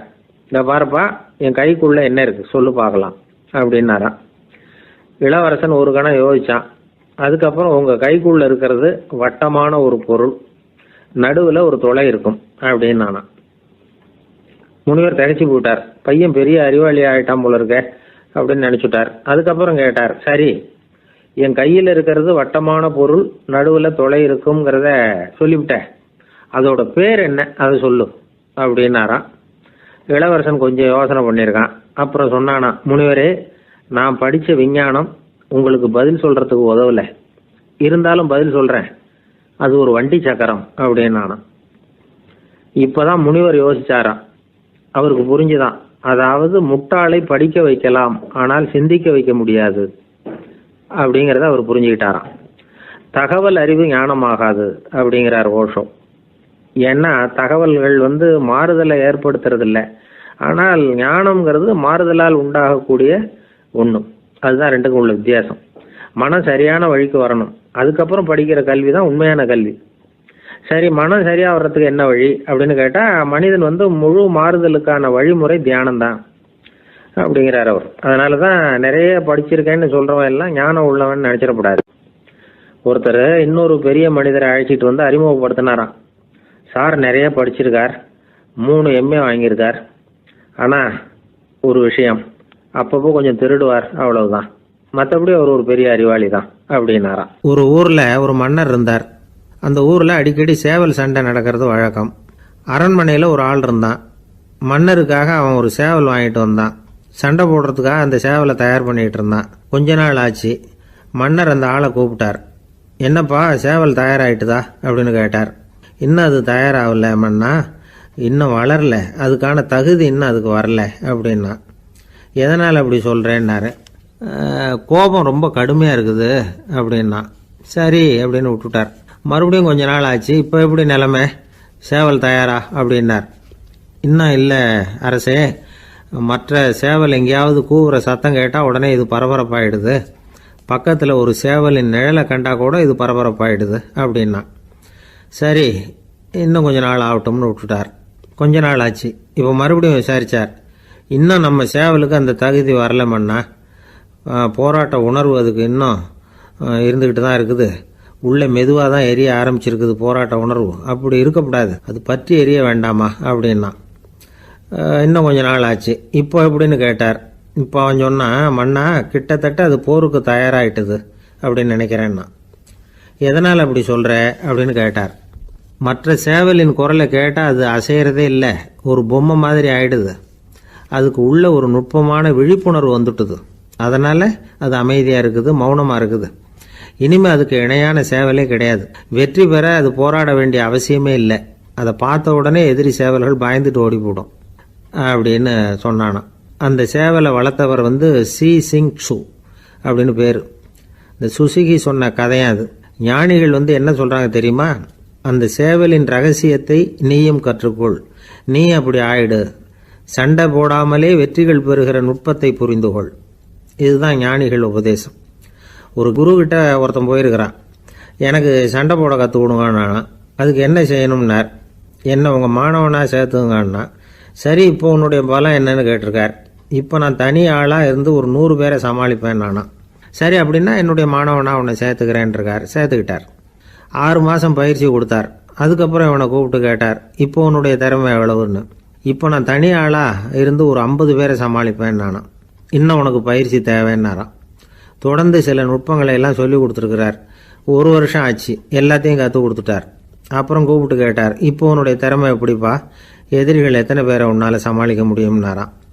அவன் சொன்னான், ஐயா எதிரிகளின் பலம் என்னங்கிறத புரிஞ்சிக்காம அதை நான் சொல்ல முடியாதுன்னு நானும். இனிமேல் உனக்கு பயிற்சி தேவையில்லை, போயிட்டு வான்னு அனுப்பி வச்சுட்டாரான். ஒரு உண்மையை நாம் புரிஞ்சுக்கணும். அதாவது அடிக்கிறதுக்கு நமக்கு துணிச்சல் தேவையில்லை, அடிக்காமல் இருக்கிறதுக்கு தான் துணிச்சல் தேவை.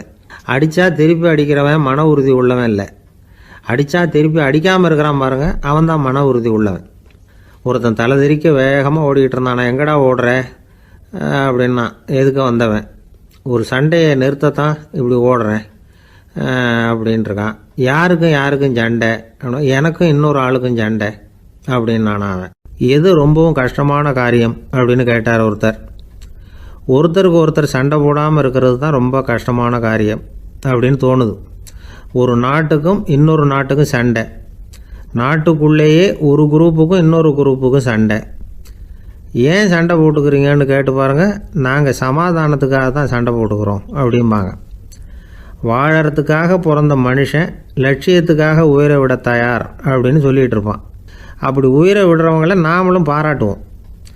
ஆனால் ஒன்றுமில்லாத விஷயங்களுக்கெல்லாம் சண்டை போடுறவங்களெல்லாம், அப்படிப்பட்டவங்களையும் சரி உயிரை விடுறவங்களையும் சரி என்னென்னு சொல்கிறது, யுத்தங்களாலேயும் சண்டைகளாலேயும் நாம் அடையிறது என்னங்கிறது ஒரு பக்கம் இருக்கட்டும், இழக்கிறது என்ன தெரியுமா, ஏராளமான உயிர்கள்.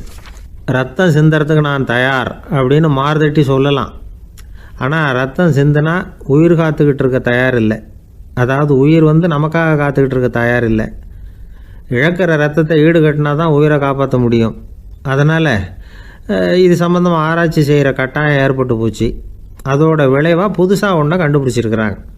அதுதான் செயற்கை ரத்த பொடி. இப்போ இந்த திடீர் சாம்பார் பொடி, திடீர் ரசப்பொடி, திடீர் காப்பி பொடி இப்படிலாம் சொல்கிறோம்ல, அது மாதிரி இது திடீர் ரத்த பொடி. இஸ்ரேல் ஒரு சின்ன நாடு, மக்கள் தொகை குறைச்சல், அதோட போர்கள் வேறு. அதனால் காயம்பட்டவங்களை காப்பாற்றியே தீர வேண்டிய கட்டாயம். காப்பாற்றணும்னா ரத்த இழப்பை தடுக்கணும். அப்படின்னா உடனடியாக புது ரத்தம் செலுத்தி ஆகணும். திடீர்னு ரத்தம் வேணும்னா எங்கே போகிறது? அதுவும் கிடைக்கிற ரத்தம் சேர்கிற குரூப்பாக இருக்கணும். ஒரு வேடிக்கை பார்த்தீங்களா, நான் வேறு குரூப்பு நீ வேறு குரூப்புன்னு இவன் சண்டை போடுறான். இதில் அடிபட்டவனுக்கு ரத்தம் கொடுக்க போனால் அதுலேயும் அது வேறு வேறு குரூப்பாக இருக்குது. அது ரத்தமும் வேறு வேறு குரூப்புன்னு சொல்லிகிட்டு இருக்குது. எந்த குரூப்பு ரத்தம் வேணும், அது உடனடியாக கிடைக்கலன்னா என்ன பண்ணுறது? இப்படிப்பட்ட கஷ்டம்லாம் நமக்கு வந்துடுது. இதுக்காக தான் விஞ்ஞானிகள் இந்த ரத்த பொடியை கண்டுபிடிச்சிருக்கிறாங்க. அதாவது ஒரு ஆள் அடிபட்டு போட்டான்னு வச்சுங்களேன், அவனுக்கு ரத்தம் கிடைக்கல, உடனே என்ன பண்ணலாம்? இந்த சுத்தப்படுத்தப்பட்ட தண்ணீரை கொஞ்சம் எடுத்துக்க வேண்டியது, அதில் இந்த ரத்த பொடியை கரைக்க வேண்டியது. இப்போ இந்த செயற்கை ரத்தம் வந்து தயாராகிட்டுது. இதை அந்த ஆள் உடம்புல ஏற்றி விட்ற வேண்டியது. இயற்கையாக நம்ம உடம்பில் இருக்கிற ரத்தம் என்னென்ன வேலை செய்யுதோ அதே வேலையை இதுவும் செய்யும். அதாவது ஆக்சிஜனை உடம்புல எல்லா இடத்துக்கும் எடுத்துகிட்டு போகுது. அந்த வேலையை இந்த செயற்கை ரத்தமும் செஞ்சுருது. ஆனால் ஒரு விஷயம், இந்த செயற்கை ரத்தம் ஒரு அவசரத்துக்கு தான் உபயோகப்படுத்தலாம், ஒரு முதல் உதவி மாதிரி. அதை அப்படியே நிரந்தரமாக விட்டுற முடியாது. பின்னாடி வந்து தேவையான குரூப்பு உண்மையான ரத்தம் கிடைச்ச உடனே அதை செலுத்திக்கணும். உண்மையான ரத்தத்தை 20லேருந்து 40 நாள் வரைக்கும் தான் பாதுகாக்க முடியும். அதுவும் குளிர்பதன பெட்டியில். அதுக்குள்ளே உபயோகப்படுத்தலைன்னா அது வீணாக போயிடும். இந்த ரத்த பொடி அப்படி இல்லை, எவ்வளோ நாள் வேணும்னாலும் அப்படியே வச்சுருக்கலாம், குளிர்பதன பெட்டியும் தேவையில்லை. ஆனால் ஒன்று, இது தண்ணியில் கலந்து செயற்கை ரத்தமாக ஆக்கிவிட்டா அதோட வலு 72 மணி நேரம் தான், அதாவது 3 நாள். அதுக்குள்ளே அந்த ஆசாமியை எங்கேயாவது ஆஸ்பத்திரிக்கு தூக்கிட்டு போய் உண்மையான ரத்தத்தை கொடுத்துடணும். சண்டையில் அடிபடுறவங்க, சாலை விபத்தில் அடிபடுறவங்க, இவங்களுக்கெல்லாம் அவசரத்துக்கு கை கொடுத்து உதவுறது இந்த செயற்கை ரத்த பொடி. அதுக்கப்புறம் நாம் கொடுக்குற ரத்தம் தான் அவங்கள காப்பாற்றணும்.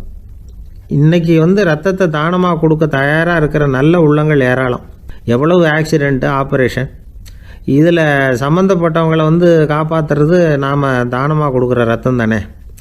ஒரு ஆக்சிடெண்ட்டு, ஒரு ஸ்கூட்டர் ஒரு ஆள் மேலே மோதி விட்டுது, பார்த்து வரக்கூடாதா அப்படின்னா அந்த ஆள், நீ தான் பார்த்து நடக்கணும், ஏன்னா 20 வருஷமாக நான் அந்த ஸ்கூட்டரை ஓட்டிகிட்டு இருக்கிறேன் அப்படின்னு நானா இவன்.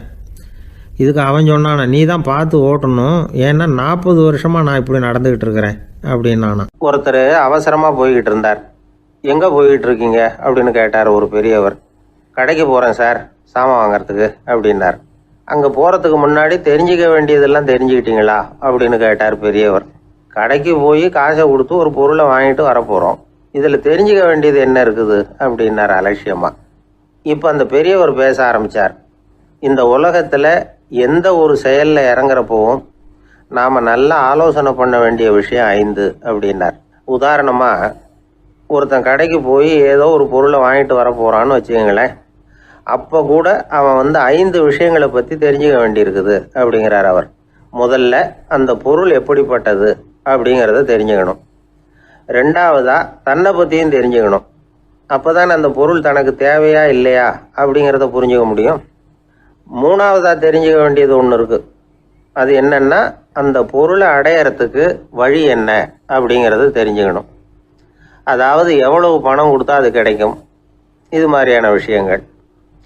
4வதாக அந்த பொருளை அடையிறது மூலமாக நாம் அடையக்கூடிய பயன் என்ன அப்படிங்கிறதையும் உணரணும். 5வது, அந்த பொருளை அடையிறதுல இருக்கக்கூடிய தடை எது அப்படிங்கிறதையும் நாம் தெரிஞ்சுக்கணும். பெரியவர் பேசுறது ஏதோ தத்துவம் மாதிரி தெரியுது இல்லையா? தத்துவம் தான். அதாவது இப்படி உலகியல் வாழ்க்கையில் சின்ன சின்ன விஷயங்கள்லேயே நாம் 5 விஷயங்களை தெரிஞ்சுக்க வேண்டி இருக்குது. அது ரொம்ப அவசியமாக இருக்குது.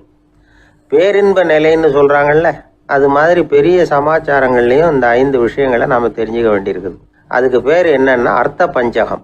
வைணவ சமயத்தில் அர்த்த பஞ்சகம்ங்கிறது ரொம்ப பெரிய விஷயம். கடைக்கு போகிறது மாதிரி கடவுளை பார்க்க போகிறப்போ நாம் 5 விஷயங்களை தெரிஞ்சுக்கணுமா.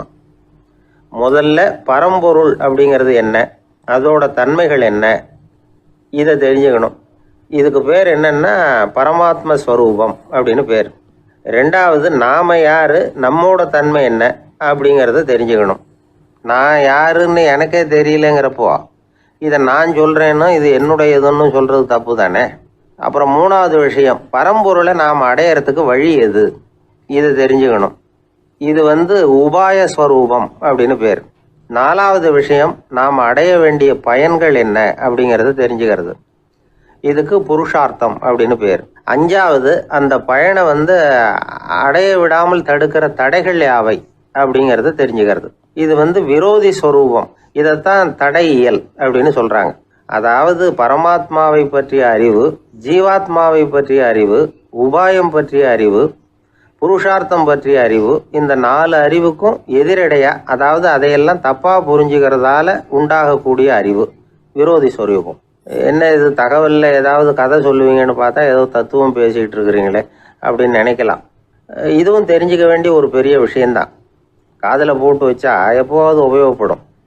என்னுடைய நண்பர் ஒருத்தர் ஒரு நாள் என்கிட்ட சொன்னார், சார் அடுத்த மாதம் தஞ்சாவூரில் ஒரு கல்யாணம், போகிறதா வேண்டாமா அப்படின்னு ஒரே குழப்பமாக இருக்குது அப்படின்னார்.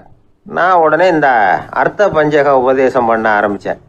அவர் எல்லாத்தையும் பொறுமையாக கேட்டுவிட்டு, சரி சார் நான் போகிறதுன்னு முடிவு பண்ணிவிட்டேன்னார். எப்படி இந்த முடிவுக்கு வந்தீங்க அப்படின்னு கேட்டேன். அவர் சொன்னார், சார் அந்த 2வது பாயிண்ட் ஒன்று சொன்னீங்களே, அதை புரிஞ்சுக்கிட்டதுக்கு அப்புறம்தான் இந்த முடிவுக்கு வந்தேன் அப்படின்னார். என்ன 2வது பாயிண்ட்டுன்னு? அதாவது தன்னை பற்றி புரிஞ்சுக்கணும் அப்படின்னு சொன்னீங்க. உடனே என்னை பற்றி புரிஞ்சுக்கிட்டேன், நான் யாருங்கிறது எனக்கு தெரிஞ்சுது, உடனே போகிறது தான் நல்லதுன்னு முடிவு பண்ணிவிட்டேன்னார். நீங்கள் யாருன்னு கேட்டேன். நான் தான் சார் அந்த கல்யாணத்தில் தாலி கட்ட வேண்டிய மாப்பிள்ளை அப்படின்னார். ஒரு புகழ்பெற்ற ஜப்பானிய சாமுராய் வீரன், வாள் வீசுறதுல ரொம்ப கெட்டிக்காரன். ஒரு கடுமையான போரில் கலந்து கொண்டுட்டு களைச்சி போய் திரும்பி வந்தான். படுக்கையில் விழுந்தான். பக்கத்தில் என்னமோ சத்தம் கேட்டுது. திரும்பி பார்த்தான். ஒரு எலி அவனை முறைச்சி பார்த்துக்கிட்டு இருந்தது. உடனே வாழை உருவனா வீசினான். அது தப்பிச்சிட்டு ஓடி போச்சு. எவ்வளோ முயற்சி பண்ணி பார்த்தா முடியல. கடைசியில் அந்த வாள் முறிஞ்சு போனது தான் மிச்சம். ஒரு பக்கம் அவனுக்கு இது அவமானமாக போயிட்டுது, இன்னொரு பக்கம் பயமாக போயிட்டுது.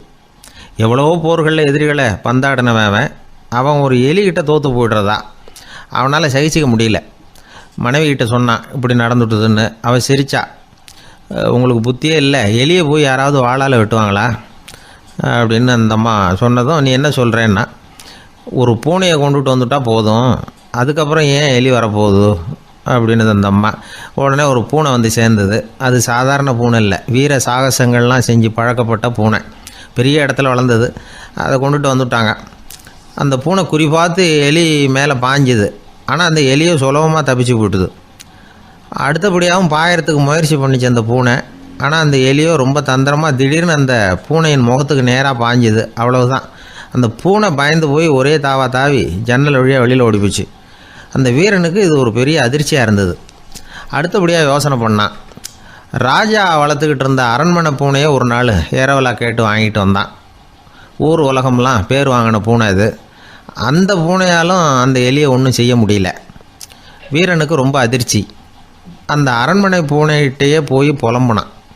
அரண்மனை பூனையே, நீயே தோற்று போயிட்டியே, இனிமேல் நான் என்ன செய்ய முடியும்னா. அந்த பூனை சிந்திச்சுது. அப்புறம் சொல்லிச்சு, இந்த காரியத்துக்கு இந்த மேல்மட்ட விவகாரம்லாம் சரிப்பட்டு வராது. சாதாரண வீட்டு பூனை கிடச்சிதுன்னா அதை கொண்டுகிட்டு வந்து விட்டுப்பார் அப்படின்னுது. சாதாரண பூனையால் என்ன செஞ்சிட முடியும்னா இவன் நம்பிக்கை இல்லாமல். இப்போது அந்த அரண்மனை பூனை சொல்லிச்சு, பெரிய வீட்டு பூனையெல்லாம் நல்லா சாப்பிட்டு தூங்கி பழக்கப்பட்டிருக்கோம், அதுக்கெல்லாம் ராஜதந்திரம் தெரியும், ஆனால் எலி பிடிக்க தெரியாது. அதுக்கான வளர்ப்பும் இல்லை, பயிற்சியும் இல்லை. ஏன்னா அதுக்கெல்லாம் பசி கிடையாது. சாதாரண வீட்டு பூனை அப்படி இல்லை, பசிக்கு ஆகாரம் தேடி அலையும். எலிகளை பிடிச்சி சாப்பிட்டுட்டு தான் உயிர் வாழும். அதனால் அதுகளுக்கு எலியை பிடிக்கிற எல்லா உத்திகளும் தெரியும், எங்களுக்கு தெரியாது அப்படின்னுது. அது சரியே, அதுவும் பூனை தான், நீயும் பூனை தான், அதால் முடிகிற காரியம் ஏன் உன்னால் முடியல அப்படின்னு கேட்டான் இவன். இதுக்கு அந்த பூனை சொல்லிச்சு, இதே கேள்வியை நானும் கேட்டேன், உன்னுடைய தந்திர முறை என்னன்னு கேட்டேன். அதுக்கு பதில் சொல்லாமல் படுத்து தூங்கி போச்சு. அதை மறுபடியும் எழுப்பி கேட்டேன், அதுக்கு கோவம் வந்துட்டுது. இதில் என்ன தந்திர முறை வேண்டியிருக்கு, நான் ஒரு பூனை அவ்வளவுதான். பூனைன்னா பூனை, பூனை எலியை பிடிக்கும், நான் எலியை பிடிக்கிறேன் அவ்வளவுதான்னுது அப்படின்னு சொல்லி விவரமாக சொல்லிச்சு அந்த அரண்மனை பூனை. உடனே ஒரு சாதாரண பூனையை கொண்டுட்டு வந்துட்டாங்க. கொண்டாந்து விட்டால் அது பார்க்குறதுக்கு ரொம்ப சாதாரணமாக தெரிஞ்சுது. இந்த வீரனுக்கு நம்பிக்கை வரல. இருந்தாலும் அதை கொண்டுட்டு வந்து வீட்டுக்குள்ளே விட்டான். ஒரே நிமிஷம் அந்த எலியை கவிட்டு வெளியில் ஓடிப்போச்சு. மேலிடத்து பூனைகள்லாம் இதை வேடிக்கை பார்த்துக்கிட்டு வெளியில் நின்றுக்கிட்டு இருக்குது. எல்லாரும் மெதுவாக அந்த பூனையை நெருங்கி, உங்ககிட்ட அப்படி என்ன தனிப்பட்ட திறமை, அதோட ரகசியம் என்னன்னு கேட்டாங்க. அந்த சாதாரண பூனை ரொம்ப சாதாரணமாக சொல்லிச்சான், அதெல்லாம் எனக்கு தெரியாது, நான் பூனை அவ்வளவுதான், நீங்களும் பூனையாக இருங்கோ அப்படின்னு சொல்லிவிட்டு அந்த பூனை தன்னுடைய வாயில் கவிய எலியோடு அங்கேருந்து நடந்து போச்சு. இந்த கதையிலேருந்து நாம் புரிஞ்சிக்க வேண்டிய தத்துவம் என்னென்னா, நீயாக இரு. இதுதான் அந்த தத்துவம். நம்ம ஒவ்வொருத்தருக்கு உள்ளேயும் ஒரு தனித்தன்மை இருக்குது. இதை அவங்கவுங்க புரிஞ்சுக்கிட்டு உண்மை இயல்பு புரிஞ்சுக்கணும். நம்முடைய இயல்பு என்னங்கிறது நமக்கு தெரியணும். அதை கண்டுபிடிக்கிறது தான் உண்மையான கலை. ஒரு பெரிய மனுஷன் வாயை அகலமாக திறந்து வச்சுட்டு தூங்கிட்டு இருந்தான். உடனே ஒரு எலி உள்ளே பூந்துட்டு தான். வீட்டு வேலையாள் டாக்டருக்கு ஃபோன் பண்ணான். எங்கள் முதலாளி வாய்க்குள்ளே ஒரு எலி பூந்துட்டுது டாக்டர் அப்படின்னா. நான் உடனே புறப்பட்டு வரேன், அதுக்கு முன்னாடி நீ ஒரு ரொட்டி துண்டை எடுத்து ஒரு வாய்க்கு முன்னாடி காட்டு, உள்ளே போன எலி வெளியில் வந்துடும்னார் டாக்டர். சரின்னு சொல்லிவிட்டான். கொஞ்ச நேரத்தில் டாக்டர் அங்கே போய் சேர்ந்தார். அப்போ வேலைக்காரன் ஒரு பெரிய மீனை அவர் வாய்க்கு நேராக இப்படியும் இப்படியும் ஆட்டிக்கிட்டு இருந்தான். நான் ரொட்டி துண்டை தானே காட்ட சொன்னேன்னார் டாக்டர். அவன் சொன்னான், எலியை வெளியில் கொண்டுட்டு வர்றதுக்கு ரொட்டி துண்டை காட்ட சொன்னீங்க டாக்டர், அதுக்கப்புறம் அந்த எலியை துரத்திக்கிட்டு ஒரு பூனை உள்ளே போயிருக்கு, அதுக்காக தான் இந்த மீனை காட்டிகிட்டு இருக்கேன் நானா. இது எதுக்குன்னா இப்படி வேடிக்கையாக சொல்கிறது, பூனை பூனையாக இருக்க வேண்டும், எலி எலியாக இருக்க வேண்டும், மனுஷன் மனுஷனாக இருக்க வேண்டும் அப்படிங்கிறத புரிஞ்சுக்கிறது. நாம் நாமாக இருக்கிற வரை வெற்றி நிச்சயம். உழைப்பும் நேர்மையும் உயர்வதற்கு வழிகள். அதை விட்டுட்டு உட்கார்ந்த இடத்துல இருந்துகிட்டே உயர போகணும் அப்படின்னு ஆசை கற்பனை பண்றாங்க. அந்த கற்பனையிலேயே பாதி வாழ்க்கை ஓடி போடுது. உழைப்புங்கிற வழியையும் நேர்மைங்கிற வழியையும் ஒதுக்கி விட்டு குறுக்கு வழியில ஓட நினைக்கிறவங்க குப்புற விழுந்துடுறாங்க. எந்த தொழிலை நாம செய்தாலும் சரி, அந்த தொழிலுக்குரிய பெருமையை நாம புரிஞ்சுக்கிட்டு அதுல ஈடுபடணும். அப்படி இல்லாம என்ன சார் பொழப்புது, இந்த தொழிலை மனுஷன் செய்வானா அப்படி புலம்பிக்கிட்டு இந்த தொழிலையே செஞ்சுக்கிட்டு இருக்கிறவங்க நம்மள பல பேர் உண்டு. செய்யும் தொழிலே தெய்வம் அப்படின்னு சொல்றாங்கல்ல, அப்படி சொல்றது எதுக்காக? அந்த அளவுக்கு அதுல ஒரு ஈடுபாடு வேணுங்கிறதுக்காகத்தான். ஒரு பெரிய மலைப்பகுதி, அந்த மலை அடிவாரத்துல ஒரு சிற்பி உட்காந்து ஒரு சிலையை வடிச்சுக்கிட்டு இருக்கிறான். கையில ஒரு சின்ன உளிய வச்சுக்கிட்டு ஒரு பெரிய கருங்கல் பாறையை கொஞ்சம் கொஞ்சமா உடைச்சுக்கிட்டு இருக்கான். ஒரு சிற்பத்தை வடிக்கிறதுங்கிறது அவ்வளவு உன்னதமான ஒரு தொழிலா? எல்லாராலையும் முடியுமா அது? அப்படி இருந்தும் அந்த சிற்பிக்கு மன நிறைவில்லை. அவன் நினைக்கிறான், இந்த கடுமையான வெயில்ல உட்கார்ந்து வேலை செய்யறது எவ்வளவு கஷ்டம். நாம ஒரு சிற்பியா இருக்கிறதுனால தானே சூரியன் கடுமையான வெப்ப கதிர்களை நம்ம மேல வீசுறான். நாமளே அந்த சூரியனா இருந்துட்டா இந்த கஷ்டம் இருக்காத. நம்மளை கஷ்டப்படுத்துறவன் நம்மளை விட வலிமை உள்ளவன், அதனால நாம அவனா மாறி விடுறதுதான் நல்லது அப்படின்னு அந்த சிற்பி யோசனை பண்ணான். அவன் எண்ணம் உடனே நிறைவேறிட்டுது. இயற்கைங்கிற மாபெரும் சக்தி அவனை ஒரு சூரியனா மாத்தி விட்டது. சிற்பி இப்போ ஒரு சூரியனா மாறினான். இனிமே இந்த உலகத்துல நம்மளை விட வலிமை உள்ளவன் வேற யாரும் கிடையாது அப்படின்னு நினைக்க ஆரம்பிச்சுட்டான். அவனுக்கு மகிழ்ச்சியா இருந்தது. அந்த மகிழ்ச்சி அதிக நேரம் நீடிக்கல. ஏன்னா கொஞ்ச நேரத்துல ஆகாயத்துல கரிய மழை மேகங்கள் அப்படியே சூழ்ந்து வந்தது. சூழ்ந்து வந்த மேகங்கள் சூரியனை மறைக்க ஆரம்பிச்சது. இப்போ சூரியனா இருந்த அந்த சிற்பி நினைச்சு பாக்குறான், என்ன இது, என்னையே இந்த மேகம் மூடி மறைக்குதுன்னா அது என்னை விட பெரிய ஆளா தான் இருக்கணும். அதனால இனிமே நாம சூரியனா இருக்கக்கூடாது, நாம மேகமா தான் இருக்கணும், அதுதான் கௌரவம் அப்படின்னு நினைக்க ஆரம்பிச்சிட்டான். இப்பவும் பாருங்க, இயற்கை அவனுடைய ஆசையை நிறைவேற்றி வச்சது. சூரியனா இருந்த சிற்பி மேகமா மாறினான்.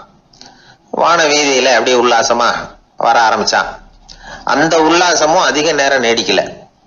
எதிரில் பார்த்தா பிரம்மாண்டமான மலைகள் வழியை அடைச்சிட்டு நிக்குது. வேகமா வந்த மேகம் மலையில மோதிக்கிட்டுது. அந்த மலையை தாண்டி அப்பால செல்ல முடியல. இப்போ அந்த மேகம் நினைக்குது, நாம எந்த தடையும் இல்லாம அந்த இடத்துல மிதந்து வர்றோம், நம்மையே போக விடாம தடுக்குதுன்னா அந்த மலைக்கு எப்பேற்பட்ட வலிமை இருக்கணும். இனிமேல நாம மேகமா இருந்து பிரயோஜனம் இல்லை, இருந்தா மலையா இருக்கணும், அதுதான் பெருமை அப்படின்னு நினைக்க ஆரம்பிச்சான். இப்பவும் பாருங்க, இயற்கை அவனுடைய ஆசையை நிறைவேற்றி வச்சது. மேகமா இருந்த சிற்பி மலையா மாறினான். பெரிய மலை பூமிக்கும் வானத்துக்குமா நின்றுகிட்டு இருக்கு. இனிமே நமக்கு எந்த கவலை இல்லை அப்படின்னு நினைச்சது அந்த மலை. இப்படி நினைச்சுக்கிட்டு இருந்த வேளையில அந்த மலையோட காலடியில அடிவாரத்துல ஏதோ சத்தம் கேட்டுது. என்ன சத்தம் இது அப்படின்னு சொல்லி அந்த மலை மெதுவா குனிஞ்சு பார்த்துதான். பார்த்தா அங்க ஒரு மனுஷன் தன்னுடைய கையில உளிய வச்சுக்கிட்டு மலையை கொத்திக்கிட்டு இருக்கிறான். ஏதோ ஒரு சிற்பத்தை வடிக்கிறதுக்காக அவன் முயற்சி பண்ணிட்டு இருக்கிறான். இப்போ அந்த மலை நினைச்சுதான், மலையையே ஒருத்தன் உடைக்கிறான்னா அவன் எப்பேற்பட்ட வலிமை உள்ளவனா இருக்கணும். இனிமேலும் மலையா இருந்து பிரயோஜனம் இல்லை, மனுஷனா மாறணும், அதுதான் சரி அப்படின்னு நினைச்சுதான். அந்த வினாடியே அந்த மலை ஒரு மனுஷனா மாறிச்சு. அவன் கையில ஒரு உளி, பழையபடியே ஒரு கருங்கல் பாறையை கொத்த ஆரம்பிச்சான்.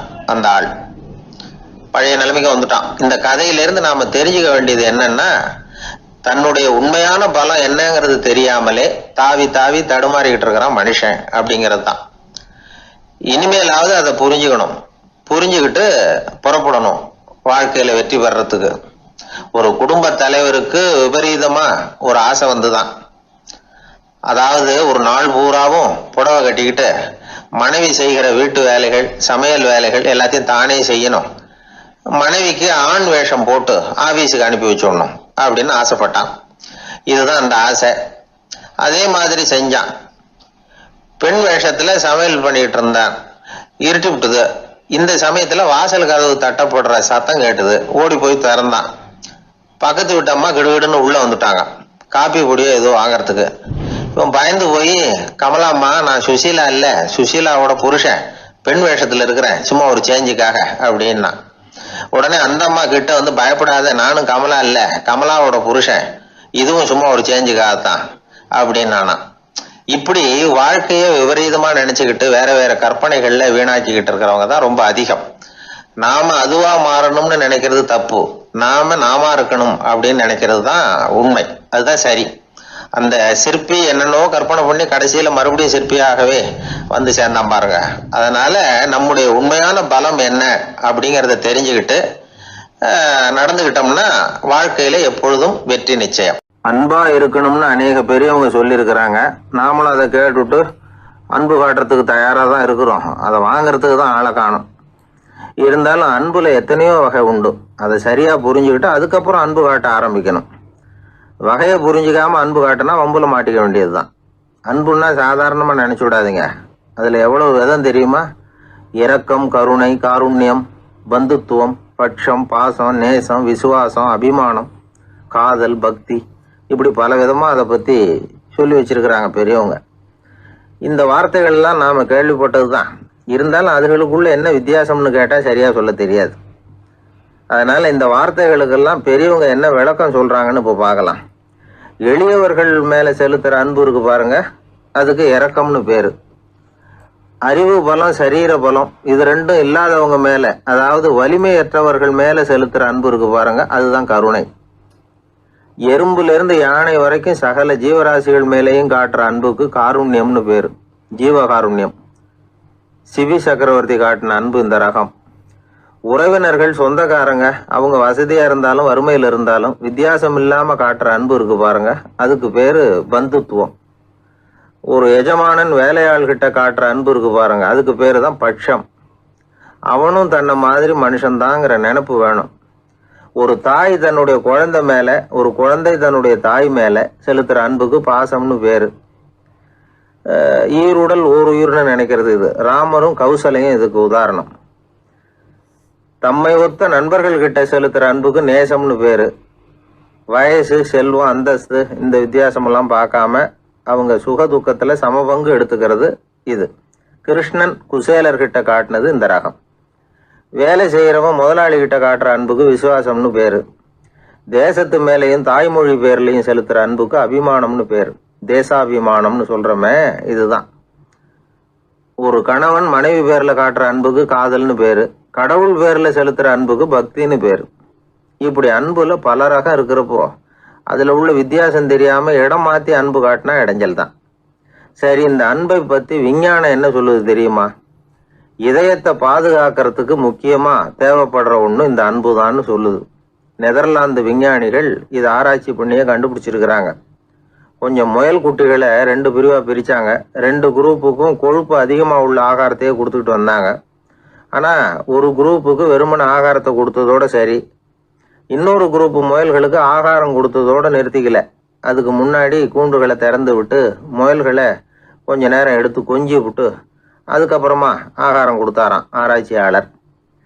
இந்த குரூப்புக்கு இதய பாதிப்பு 60% குறைச்சலா இருந்துதான். சில நோயாளிகளுக்கு ஹார்ட் அட்டாக் வந்தாலும் அதை தாங்கிக்கிட்டு குணமாகிற சக்தி அதிகமா இருக்குது. இது எப்படின்னு ஆராய்ச்சி பண்ணி பார்த்துருக்குறாங்க. அவங்கெல்லாம் மனைவி தன் பேர்ல ரொம்ப அன்பா இருக்கிறதாக நினைக்கிறவங்களா இருக்கிறாங்களாம். இதய நோயாளிகள் பல பேரை சந்திச்சு இதய நோய் ஏற்பட என்ன காரணம்னு கேட்டிருக்கிறாங்க. அவங்க சொன்ன காரணம்லாம் சாப்பாடு சம்பந்தமா இல்லையா, மனைவி அன்பா இல்லை, இப்படிப்பட்ட காரணத்தை தான் சொல்றாங்களாம். அதனால இதயத்தை பாதுகாக்கணும்னு நினைக்கிறவங்க அடுத்தவங்க அன்பா இருக்கிறது மாதிரி பார்த்துக்குங்க, அதுதான் முக்கியம். ஒருத்தர் முகம் பூரா பிளாஸ்டரி போட்டுக்கிட்டு வந்தார், ரொம்ப கோபமா. என்னங்க ஆச்சுன்னு விசாரிச்சேன். எல்லாம் உங்களால தான் சார்னார். விவரமா சொல்லுங்களேன். என்ன உங்க தகவலை கேட்டுட்டு ஒரு பூனைக்குட்டியை கையில எடுத்தேன், அன்பா அதை தடவி கொடுக்கறதுக்காக. ஆனா அது முந்திக்கிட்டது, அது என் முகத்தை தடவி கொடுத்துட்டுது. முகம் பூரா நகை கீறல். அதுதான் இப்படி அப்படின்னார். அன்புல அறிவு சேராததுனால வந்த கோளாறு இது. ஒரு கோவில்ல ஆன்மீக சொற்பொழிவு நடந்துகிட்டு இருக்குது. ஒரு பெரியவர் பேசிக்கிட்டு இருக்கார். கடவுளை பத்தியும் சொர்க்கத்தை பத்தியும் மனுஷனை பத்தியும் அவர் விவரமா பேசுறார். எல்லாரும் உட்காந்து கேட்கறாங்க. அந்த கூட்டத்துல ஒரு தத்துவ ஞானியும் உட்கார்ந்துருக்கிறார். அவருடைய நண்பர். பேசி முடிச்சதும் அந்த பெரியவர் மேடையை விட்டு இறங்கினார். நேரா அந்த தத்துவ ஞானிகிட்ட வந்தார். எப்படி இருந்தது என்னுடைய பேச்சு அப்படின்னு கேட்டார். நீங்க பேசினது ஒண்ணுக்கு ஒண்ணு முரண்பாடா தெரிஞ்சது அப்படின்னாரா இவர். நான் என்ன அப்படி தப்பா பேசிவிட்டேன் அப்படின்னாரா அவரு. கடவுளை நம்புகிறவன் சொர்க்கத்துக்கு போவான்னு சொன்னீங்க, அப்புறம் நல்ல விதமா வாழறவன் சொர்க்கத்துக்கு போவான்னு சொன்னீங்க அப்படின்னாராம். இதுல என்ன முரண்பாடுன்னு கேட்டிருக்காரு அவர். இதுலதான் முரண்பாடு தெரியுது எனக்கு. அதாவது இங்க ஒருத்தன் எல்லா தப்பும் பண்ணிட்டு இருக்கிறான், அவன் கடவுளை நம்பினான்னா அவன் சொர்க்கத்துக்கு போவானா? இது என்னுடைய முதல் கேள்வி. இல்லைன்னா ஒருத்தன் எந்த தப்பும் பண்ணல, ரொம்ப ஒழுங்கா வாழ்ந்துகிட்டு இருக்கிறான், ஆனா அவன் கடவுளை நம்பல, அவன் என்ன நரகத்துக்கு தான் போவானா? கடவுள் நம்பிக்கை உள்ள ஒரு திருடன் என்ன ஆவான், எங்க போவான்? கடவுள் நம்பிக்கையே இல்லாத ஒரு நல்லவன் என்ன ஆவான், எங்க போவான்? ஒருத்தன் இங்க கடவுள் நம்பிக்கையோட வாழறது முக்கியமா அல்லது நல்லவனா வாழறது முக்கியமா? இதுதான் இவர் கேட்ட கேள்வி. இதை கேட்டதும் அந்த பெரியவர் குழம்பி போயிட்டார். அவர் சொன்னது நியாயம் தானே. கடவுளை நம்புறவன் தான் சொர்க்கத்துக்கு போவான்னா பேசாம கடவுளை நம்பிக்கிட்டு இந்த உலகத்துல எல்லா தப்பும் பண்ணிக்கிட்டு இருக்கலாமே.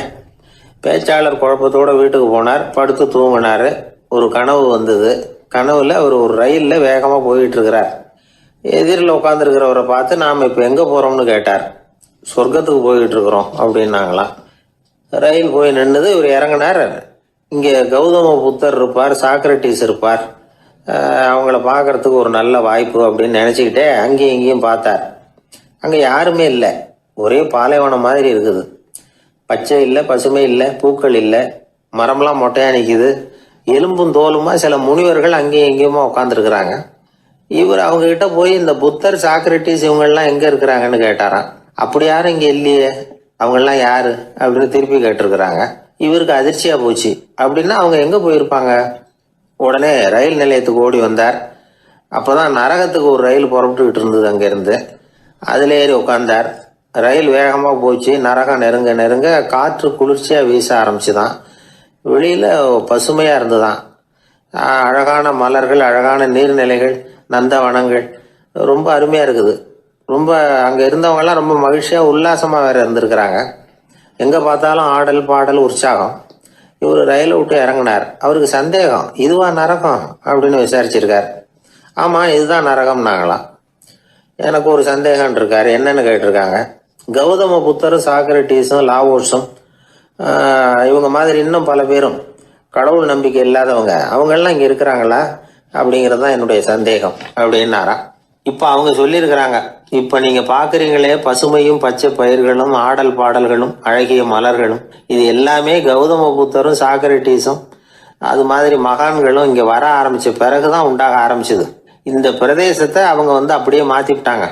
இப்போலாம் இங்க இருக்கிறவங்க யாரும் சொர்க்கத்துக்கு போறதுக்கே ஆசைப்படுறது இல்லை அப்படின்னாங்களாம். இந்த அதிர்ச்சியிலேயே அந்த பெரியவர் கனவு கலைஞ்சி முழிச்சுக்கிட்டார். இதுல இருக்கிற கருத்து என்னன்னா, நல்லவர்கள் எங்க இருக்கிறாங்களோ அந்த இடத்துக்கு பேர் தான் சொர்க்கம். சொர்க்கம் நரகம்ங்கிறதெல்லாம் ஆன்மீக பண்புகள், அவ்வளவுதான். ஒரு ஊர்ல ரெண்டு இணைபிரியாத நண்பர்கள். ஒருத்தன் கேட்டான், இப்ப கடவுள் நம்ம முன்னாடி உங்க 2 பேர்ல யாராவது ஒருத்தர் மட்டும் என்னோட சொர்க்கத்துக்கு வரலாம் அப்படின்னு கூப்பிட்டா நீ என்ன சொல்லுவேன்னு கேட்டானா. இவன் ரொம்ப பெருந்தன்மையா உன்னையே அழைச்சிட்டு போக சொல்லிடுவேன் அப்படின்னு இருக்கான். அப்படின்னா உனக்கு சொர்க்கம் வேணாமான்னு கேட்டிருக்கான் அவன். நீ என்னை விட்டுட்டு போனாவே அப்புறம் இந்த பூலோகமே எனக்கு சொர்க்கம் தாண்டா அப்படின்னு நானா இவன். வாயில கொழுப்பு இருந்தாலும் பரவாயில்ல சார், எப்படியாவது ஒரு வழியா சமாளிச்சுக்கலாம். ஆனா வயத்துல மட்டும் கொழுப்பு இருக்கக்கூடாது சார். அப்படி இருந்தா அதான் அலட்சியமாவும் விட்டுறக்கூடாது சார் அப்படின்னு ஒருத்தர் சொல்லிட்டு வந்தார். அதுக்கப்புறம் தான் அவர்கிட்ட பேசி பல விவரங்களை தெரிஞ்சுக்க முடிஞ்சது. சில பேர் சொல்லுவாங்க, எனக்கு தொந்தி கிடையாது சார், வேணும்னா என் வயத்தை அழுத்தி பாருங்க, கல் மாதிரி இருக்கும்பாங்க. வயிறு கல் மாதிரி இருந்தா உள்ள கொழுப்பு இல்லைன்னு நினைச்சிடக்கூடாது. வயிற்று தசைக்கு அடியில உள்ள கொழுப்பு சில வாத்தியங்கள்ல இருக்குமே நரம்பு, அது மாதிரி டைட்டா இழுத்துக்கிட்டு இருக்குன்னு அர்த்தம். அதனால தொட்டு பார்த்தா கல் மாதிரி தான் இருக்கும், இருந்தாலும் தொந்தி தான். வயிற்றுல கொழுப்பு அதிகமா இருக்கிறது சங்கடம் தான். அதனால கொலஸ்ட்ரால் அளவு அதிகமாகும். இதய நோய்கள், நீரிழிவு, ஹைப்பர் டென்ஷன், ஸ்ட்ரோக்கு இது மாதிரி ரிஸ்க்லாம் அதிகமாகும். ஒருத்தர் ஒல்லியா இருக்கலாம், உடம்பு எடை அதிகப்படியா இல்லாம இருக்கலாம். அப்படி இருந்தா கூட அவர் உடம்புல மற்ற பகுதியை விட வயத்துல கொழுப்பு அதிகமா இருக்கும். நாம தான் ஒல்லியா இருக்கிறோமே, நமக்கு ஒண்ணும் இல்லை அப்படின்னு நினைச்சிடக்கூடாது. சரி, நம்ம வயிறு இருக்க வேண்டிய அளவை விட அதிகமா இருக்குதா இல்லையா, அதை எப்படி கண்டுபிடிக்கிறது? அதுக்கு சில வழி இருக்குது. முதல்ல நீங்க நேரா ஸ்ட்ரெயிட்டா நிமிர்ந்து நில்லுங்க. உங்க பார்வையை மட்டும் கீழே தாழ்த்தி கால் விரலை கவனிங்க. விரல் உங்களுக்கு தெரியுதா அப்படின்னா உங்க வயர் நார்மலா இருக்குன்னு அர்த்தம். கால் விரல் உங்க கண்ணுக்கு தெரியலையா அப்படின்னா உங்களுக்கு வயிறு பெருசுதான். இன்னொரு வழி இருக்கு, அது என்ன தெரியுமா? ஒரு தரையில நீட்டா படுத்துடணும். 1 மீட்டர் நீளம் உள்ள அளவுகோல் ஒன்று எடுத்துக்கோங்க. கழுத்து எலும்புல ஒரு பக்கத்தையும் இடுப்புல ஒரு பக்கத்தையும் வைங்க. பக்கவாட்டில் வைங்க, அதாவது படுக்க வாட்டில். அது நடுப்பகுதி வயத்துல முட்டி தராசு மாதிரி ஆடுதா அப்படின்னா உங்க வயிறு உங்களுக்கு ப்ராப்ளம் தான். அதனால அதை கண்டுபிடிக்கிறதுக்கு அப்படி ஒரு அளவுகோல் வச்சிருக்கிறாங்க. மருத்துவ அறிவியல் ரீதியா உங்களுக்கு தொந்தி இருக்குதா இல்லையான்னு கண்டுபிடிக்கிறதுக்கு ஒரு வழி இருக்கு. உங்க இடுப்புல வெயிஸ்ட் அப்படின்னு சொல்றோம்ல, இடுப்புல ஒரு அளவு எடுக்கணும், சுற்றளவு. இடுப்புக்கு கீழே ஹிப்னு சொல்றோம்ல, அங்க ஒரு அளவு எடுக்கணும், அதிகபட்ச சுற்றளவு எடுக்கணும். அந்த அளவை இந்த அளவால வகுக்கணும். அதாவது உங்க வெயிஸ்ட் மெஷர்மெண்ட் இருக்குல்ல, அதை ஹிப் மெஷர்மெண்டால வகுக்கணும். இந்த விகிதம், அதாவது வெயிஸ்ட் ஹிப் ரேஷியோ, ஆண்களுக்கு 0.95க்கு மேல போகக்கூடாது, பெண்களுக்கு 0.85க்கு மேல போகக்கூடாது. அப்படி போயிட்டுதுன்னா வயிறு பெருத்திருக்குதுன்னு அர்த்தம். இது டாக்டர்கள் கண்டுபிடிக்கிற ஒரு விதம். சரி, இந்த தொந்தியை குறைக்கிறதுக்கு என்ன பண்ணலாம்? பட்னி கிடக்கலாமா அப்படின்னா அது தேவையில்லை. ஆனா கலோரி அளவை குறைக்கணும். அது எப்படி? கொழுப்பு ஆகாரத்தை குறைக்கணும். இப்போ கார்போஹைட்ரேட்டு, புரோட்டீன்லாம் இருக்குது இல்லை, அதெல்லாம் ஒரு கிராமுக்கு சுமாரா 4 கலோரி கொடுக்கும். ஆனா கொழுப்பு ஒரு கிராமுக்கு 9 கலோரி கொடுக்கும். அதனால ஒரே அளவுள்ள ஆகாரங்கள்ல கூட கலோரி வித்தியாசம் இருக்குது. கலோரி அளவு குறைச்சலா கொடுக்கக்கூடிய ஆகாரம் சாப்பிடணும். இப்போ தொந்தியை குறைக்கிறதுக்கு கடுமையான உடற்பயிற்சி தேவையா அப்படின்னு கேட்டா அதுவும் தேவையில்லையா. ஆகாரத்துல கொழுப்பை குறைச்சாவே போதும், மற்ற ஆகாரம் செரிக்கிறதுக்கு லேசான உடற்பயிற்சியே போதும். வயத்தை குறைக்கிறேன்னு சொல்லி சில பேர் உட்காந்து எழுந்திருப்பாங்க, அதுவும் தேவையில்லையா. அப்படிலாம் பண்ணி உங்களை கஷ்டப்படுத்திக்க வேண்டியதில்லை. வயத்தை குறைக்கிறதுக்கு அதெல்லாம் உதவுறது இல்லை அப்படின்னு அது சம்பந்தமான நிபுணர்கள் சொல்றாங்க. இப்போ இது சம்பந்தமா 1984 ஒரு சோதனையே பண்ணி பார்த்துருக்குறாங்க. ஒரு நாளைக்கு 185 தடவை உட்காந்து எழுந்திருக்கிறது. இது மாதிரி 27 நாள் பயிற்சி பண்ணிவிட்டு பார்த்தாங்களாம். வயிற்று கொழுப்புல எந்த மாறுதலும் இல்லையா. அதனால உட்காந்து எழுந்திருக்கிற வேலையெல்லாம் தேவையில்லை. தொந்தியை குறைக்கிறதுக்கு முயற்சி பண்றவங்க தோற்றத்தை அழகாக்குறது ஒரு பக்கம் இருந்தா கூட ஆரோக்கியமான நீண்ட வாழ்வுக்கும் அவங்க அஸ்திவாரம் போடுறாங்கன்னு தான் அர்த்தம். ஒருத்தர் வந்தார், சார் எனக்கு தொந்தி இருக்கா இல்லையான்னு கண்டுபிடிக்கிறது கஷ்டமா இருக்குதுன்னார். சரி, நான் கண்டுபிடிக்கிறேன், இப்படி தரையில காலை நீட்டி ஸ்ட்ரைட்டா படுங்க அப்படின்னோம். சரின்னு படுத்துட்டார். இப்போ உங்க கண்ணை திருப்பி கால் கட்டை விரலை பாருங்க, கட்டை விரல் தெரியுதா அப்படின்னு கேட்டேன். தெரியுது சார்னார். நீங்க தெரியுதுன்னு சொல்றத நான் எப்படி நம்புறதுன்னு. அதோ தெரியுற அந்த கட்டை விரல் நுனியில ஒரு ஈ கூட உட்காந்துருக்குது பாருங்க சார் அப்படின்னார். அப்படின்னா நீங்க பாக்குறது கட்டை விரல் இல்லை சார், உங்க மூக்கு நுனி, அங்கதான் இப்ப ஈ உட்காந்துருக்குது அப்படின்னோம். மனிதர்கள்ல சில பேர் ரொம்ப வித்தியாசமா நடந்துக்குவாங்க. மற்றவங்களுக்கு அது ரொம்ப ஆச்சரியமா கூட இருக்கும். அந்த ஆள் ஒரு மாதிரி பார்த்து நடந்துக்கோ அப்படின்னு கூட சொல்றது உண்டு. இவங்களை பார்த்து நாம பித்து குளியும்போம். உளவியல் இவங்களை எக்ஸென்ட்ரிக்ஸ் அப்படின்னு சொல்லுது. இவங்களை மனநோயாளிகள்னு தவறா புரிஞ்சுக்க கூடாது. அவங்க வேற, இவங்க வேற. எக்ஸென்ட்ரிக்ஸ் பத்தின சில விவரங்கள் ஒரு புத்தகத்துல இருக்கு. அதாவது ஸ்காட்லாந்துல ஒரு உளவியல் மருத்துவர் அதை எழுதியிருக்கிறார். அவர் பேர் டாக்டர் டேவிட் வீக்ஸ். அவருக்கு ஒரு உதவியாளர் இருந்தாராம், அவர் பேர் கேட் வுட். இவங்க 2 பேரும் சேர்ந்து இங்கிலாந்து பூரா சுற்றி பார்த்துருக்காங்க. 3 வருஷம் சுற்றினாங்களாம். நான் சொன்னது மாதிரி ஒரு மாதிரியாக இருக்கிற ஆசாமிகள் பல பேரை சந்தித்து பேசி அவங்கள பற்றி ஆய்வுலாம் நடத்தியிருக்கிறாங்க. அப்படி நடத்தி அதை ஒரு புஸ்தகமாக எழுதியிருக்கிறாங்க. நிறைய பேசி பார்த்துட்டு அவங்க சொல்லியிருக்கிறத கேட்டால் ரொம்ப ஆச்சரியமாக இருக்குது. நாம் இவங்களை பார்த்து பித்துக்குழிங்கிறோம், எக்ஸென்ட்ரிக்ஸ் அப்படின்னு சொல்கிறோம், கிண்டல் கூட பண்ணுறோம். ஆனால் அவங்களோட அறிவு ரொம்ப தெளிவானதான். இந்த ஆராய்ச்சியாளர்கள் சொல்கிறாங்க அவங்க உடல் நலமும் ரொம்ப நல்லா இருக்குதான், உடம்புலையும் எந்த கோளாறும் இல்லையா, அவங்களுக்கு மகிழ்ச்சியும் அதிகமாக, ஆயுளும் அதிகமாக. அவங்களில் பல பேர் என்ன சொல்கிறாங்கன்னா, நீங்கள் நினைக்கிறது மாதிரி இல்லை நாங்கள், ஆனால் நாங்கள் மற்றவங்கள்லேருந்து வேறுபட்ட தன்மை உள்ளவங்க அப்படிங்கிறத ஒத்துக்கிறாங்களாம். இந்த உலகம் பிறந்ததுலேருந்தே இப்படிப்பட்ட வித்தியாசமான ஆசாமிகளும் பிறந்திருக்கிறாங்க. சரி, அப்படிப்பட்டவங்க எப்படி இருப்பாங்க? இப்போ ஒரு மகாராஜா தன்னோட நாய்க்கு லட்சக்கணக்கில் பணம் செலவு பண்ணி கல்யாணம் பண்ணி வச்சிருக்கிறார். ஒரு கோடீஸ்வரர் தான் வளர்த்துக்கிட்டு இருந்த பூனைகளுக்கு தன்னோட சொத்து பூராவை எழுதி வச்சிருக்கிறார். இது மாதிரி ஒருத்தர் 2 பேர் இல்லை, நிறைய பேர் உண்டு. சில பேர் எப்படி தெரியுமா, அவங்களுக்கு வசதியில் எந்த குறையும் இருக்காது, வீடு காரு பணம் எல்லாம் தாராளமாக இருக்கும். அப்படி இருந்தாலும் அவங்கக்கிட்ட ஒரு பழக்கம் இருக்கும். யாராவது ஒரு நண்பர் வீட்டு விசேஷத்துக்கு போயிருப்பார், இல்லைன்னா ஒரு கடைக்கு போயிருப்பார். அவங்க ரொம்பவும் மரியாதையாக வரவேற்று எல்லாம் பண்ணிகிட்டு இருப்பாங்க. ஆனால் இவர் அவங்களுக்கு தெரியாமல் ஏதாவது ஒரு பொருளை திருடி பாக்கெட்டில் போட்டுவிட்டு வந்துடுவார். அப்படி வந்தால் தான் இவருக்கு திருப்தி. பல பேர் அவங்க வளர்த்த பிராணிகளுக்கு பளிங்கு கல்லால் சமாதி கட்டி வச்சிருக்கிறாங்க. இப்படிலாம் பண்ணுறாங்க. பல பேர் அவங்களுக்கு பிடித்தமான ஒருத்தர் எப்படியோ அதே மாதிரி தலைமுடி தாடி வச்சுக்கிறது, உடை உடுத்திக்கிறது, மலை குகையில் போய் குடியிருக்கிறது, இப்படி எவ்வளவோ வினோதமான நடவடிக்கைகள். இவங்களையெல்லாம் ஆய்வு பண்ணின டாக்டர் வீக்ஸ் என்ன சொல்கிறார் தெரியுமா? பொதுவாக இவங்க உயர்ந்த புத்திசாலிகளாக இருக்கிறாங்க. ஒருமைப்பட்ட மனம், கருமையுமே கண்ணான பண்பு, தனிமையை நாடுற மனப்பான்மை எல்லாம் இவங்களுக்கு உண்டு. அவங்களில் பல பேர் அவங்க பெற்றோருக்கு முதல் குழந்தை அல்லது ஒரே குழந்தை, இப்படி தான் இருக்கிறாங்க. இது மாதிரியானவங்க பெண்கள் 1 பங்குன்னா ஆண்கள் 2 பங்கு. இவங்கெல்லாம் ஆக்கப்பூர்வமான செயல் செய்கிறாங்க, அப்படிப்பட்டவங்களாக தான் இருக்கிறாங்க. அடுத்தவங்க கிட்ட அன்பு காட்டுறவங்களா இருக்கிறாங்க, உற்சாகம் ஊட்டுறவங்களா இருக்கிறாங்க.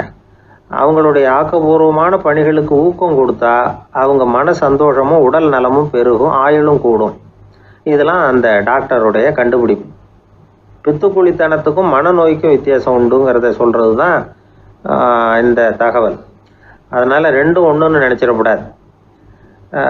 ஒரு நண்பன் ஒருத்தனை பற்றி சொல்கிறோம். அவன் எந்த வகைன்னு நீங்களே முடிவு பண்ணுங்களேன். அவன் ஒரு கல்யாண வீட்டுக்கு போய் சாப்பிட்டுட்டு வெளியில் வந்தோம். அவன் கூட வெளியில் வந்த உடனே ரொம்ப நேரமாக தன்னோட செருப்பை தேடிக்கிட்டு இருந்தான். என்னப்பா இன்னுமா உன் செருப்பு கிடைக்கல அப்படின்னு கேட்டோம். இல்லை என்னது முன்னாடியே கிடைச்சுட்டுது, அதை விட நல்லதாக ஏதாவது கிடைக்குமான்னு பார்க்குறேன் அப்படின்னா அவன். ஒரு அரசன், அவனுக்கு வயசாயிட்டுது. அதனாலேயே இந்த கவலை பயம் எல்லாமும் அதிகமாயிட்டுது. மரண பயம், ராத்திரியில் சரியாக தூங்க முடியல, இப்படி ஆயிட்டுது நிலைமை. அந்த அரசன் ஏற்கனவே எப்படின்னா போர்க்களங்களில் எத்தனையோ பேரை ஓட ஓட விரட்டி இருக்கிறான். இருந்தாலும் இப்போ அந்த துணிச்சல்லாம் எங்கேயோ போயிட்டுது. பேசாமல் படுத்துருக்கிறான். அப்படியே படுத்தாலும் தான் தூக்கம் வர மாட்டேங்குது. என்ன பண்ணலாம்னு யோசித்தான் இந்த மன்னன். உடனே எல்லா அமைச்சர்களையும் கூப்பிட்டான். எனக்கு நிம்மதி இல்லை, எதை நினச்சாலும் பயமாக இருக்கு, எனக்கு ஒரு ஆலோசனை சொல்லுங்க அப்படின்னா. என்ன ஆலோசனை வேணும் அப்படின்னு சொல்லி கேட்டாங்க. எனக்கு ஒரு நெருக்கடியான சந்தர்ப்பம் ஏற்பட்டு போச்சுன்னு வச்சுக்கோங்க. அந்த நேரத்தில் நீங்கள் யாருமே என் பக்கத்தில் இல்லை ஆலோசனை சொல்கிறதுக்கு அப்படின்னா, அந்த சமயத்தில் எனக்கு உபயோகப்படுற மாதிரி ஒரு வாசகம், பொன்மொழி ஏதாவது சொல்லுங்கள். அதை நான் என்னுடைய வைர மோதிரத்துக்கு அடியில் பதிச்சு வச்சுக்கிறேன் அப்படின்னார். தேவைப்படுறப்போ உதவும் அப்படிங்கிறதுனால. அவர் போட்டிருந்த மோதிரமும் அதுக்கு தகுந்த மாதிரியே திறந்து மூடுறது மாதிரி அமைஞ்சிருந்தது. ஏதாவது வாசகம் எழுதுனா உள்ற வச்சுக்கலாம், அதுக்கான வசதி அதில் இருந்தது. அமைச்சர்கள்லாம் யோசனை பண்ணாங்க, இது மாதிரி ராஜா கேட்குறாரு, என்ன வாசகம், அதாவது பொன்மொழி சொல்லலாம் அப்படின்னு எல்லாரும் யோசனை பண்ணாங்க. ஒருத்தருக்குமே சரியாக தோணலை, ஒரே குழப்பமாக இருந்தது. ஏன்னா நெருக்கடியான சமயத்தில் உபயோகப்படுறது மாதிரி ஒரு பொன்மொழி வேணும்னு சொல்லியிருக்கிறார். அப்படி இப்படி யோசித்து பார்த்தா ஒன்றுமே தோணலை. எல்லாரும் குழம்பிக்கிட்டு இருந்த நேரத்தில் ஒரு பெரியவர் அந்த பக்கமாக வந்தார். அவர் சொன்னார், நான் வேணும்னா அதுக்கு பொருத்தமாக ஒரு வாக்கியம் சொல்கிறேன், ஆனால் ஒரு நிபந்தனை. அதை யாரும் ரொம்ப ஆர்வம் காரணமாக அவசரப்பட்டு படிச்சிடக்கூடாது. அதை ரகசியமாக அந்த மோதிரத்துக்குள்ளே எழுதி வச்சுக்கணும். எப்போவாவது இக்கட்டில் மாட்டிக்கிற சமயத்தில் மட்டும் வேறு வழியே இல்லை அப்படிங்கிற நிலைமையில் மட்டும்தான் அதை திறந்து பார்க்கணும். அப்படி நீங்கள் இருக்கிறதா இருந்தால் நான் அதை சொல்கிறேன் அப்படின்னார் அந்த பெரியவர். சரின்னு ஒத்துக்கிட்டாங்க எல்லாரும். அதே மாதிரி அவர் ஒரு வாக்கியத்தை சொன்னார். அவர் சொன்ன வாக்கியத்தை ரகசியமாக மோதிரத்துக்குள்ளே பதிச்சு மூடியாச்சு. ராஜா அதை விரலில் மாட்டிக்கிட்டார். கொஞ்ச நாள் ஆச்சு. அந்த ராஜாவுக்கு ஒரு சோதனை வந்தது. என்ன சோதனைன்னா, அடுத்த நாட்டு மன்னன் படையெடுத்துக்கிட்டு வந்துட்டான். அவன் இவர்கிட்ட ஏற்கனவே தோற்று போனவன், ஒரு வெறியில் வந்திருக்கிறான். தோற்று போனவன் மறுபடியும் சண்டைக்கு வந்தால் எப்படி வருவானோ அப்படி வர்றான். ஒரு வெறியில் வந்தால் ஜெயிச்சுட்டான். என்னாச்சு, இவரோட நிலைமைன்னா நாட்டை இழந்துட்டார், எல்லாத்தையும் இழந்துட்டார். கடைசியாக ஒரு அடிபட்ட குதிரையில் ஏறி தப்பிச்சு போயிட்டார், வேறு வழி இல்லைன்னு. பின்னாடி துரத்திக்கிட்டு வராங்க. இவர் ஒரு மலை உச்சிக்கு போயிட்டார். அதுக்கும் அப்பால் போக முடியாது, ஏன்னா அந்த பக்கம் பயங்கர பள்ளம். உல்லாச பயணிகள் கண்டு கழிக்கிற இடம் அது. ஆனால் இவருக்கு அது சாவு பயணத்தின் வாசல், திரும்பவும் முடியாது. அவ்வளவு குறுகிய பாதை அது, வேறு வழியே இல்லை. இந்த நேரம் சூரிய ஒளி மோதிரத்தில் பட்டு மின்னிச்சு. உடனே இவருக்கு ஞாபகம் வந்தது.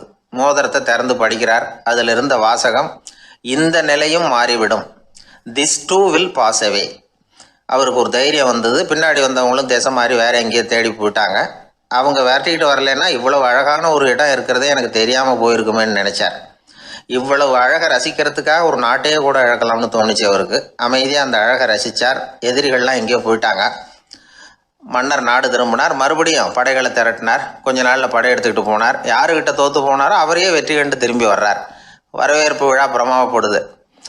ஆடல் பாடல் கோலாகலம். இதை பார்த்ததும் அந்த ராஜாவுக்கு தலைகால புரியல. நம்மளை இனிமேல் யாராலையும் ஜெயிக்க முடியாதுன்னு நினச்சார். அகம்பாவம் லேசாக எட்டி பார்த்தது. இப்போ மறுபடியும் சூரிய ஒளிப்பட்டு மோதிரம் மின்னிச்சு. அதை திறந்து மறுபடியும் படிக்கிறார். இந்த நிலைமையும் மாறிவிடும், this too will pass away. அவ்வளவுதான். அவர் மனசு அடங்க ஆரம்பிச்சுட்டுது, ஆணவம் போயிட்டுது. இதிலேருந்து நாம் தெரிஞ்சுக்க வேண்டியது என்னென்னா, எந்த சூழ்நிலையிலையும் நாம் கவலைப்பட வேண்டியதில்லை. ஏன்னா இங்கே எதுவுமே நிரந்தரம் இல்லை. அந்த ராஜா மாதிரியே நம்ம ஆள் ஒருத்தன் ஒரு மோதிரம் போட்டிருந்தான், அதுக்குள்ளே அவன் எழுதி வச்சிருந்த வாசகம் எதுக்கும் கவலைப்படாதே அப்படிங்கிறது தான். ஒரு நாள் பயங்கரமான கவலையோடு உட்காந்துருந்தான். பக்கத்தில் இருந்தவங்க சொன்னாங்க, இது மாதிரி சந்தர்ப்பத்தில் தான் நீ உன் மோதிரத்தை திறந்து பார்க்கணும்னாங்க. இவனுக்கு கவலையோடு எரிச்சலும் சேர்ந்துக்கிட்டது. அது எப்படி முடியும், இப்போ திருட்டு போனது என்னோட அந்த மோதிரம் தானே அப்படின்னு சொல்லிவிட்டு தலையில் கை வச்சுட்டு உட்காந்துட்டான்.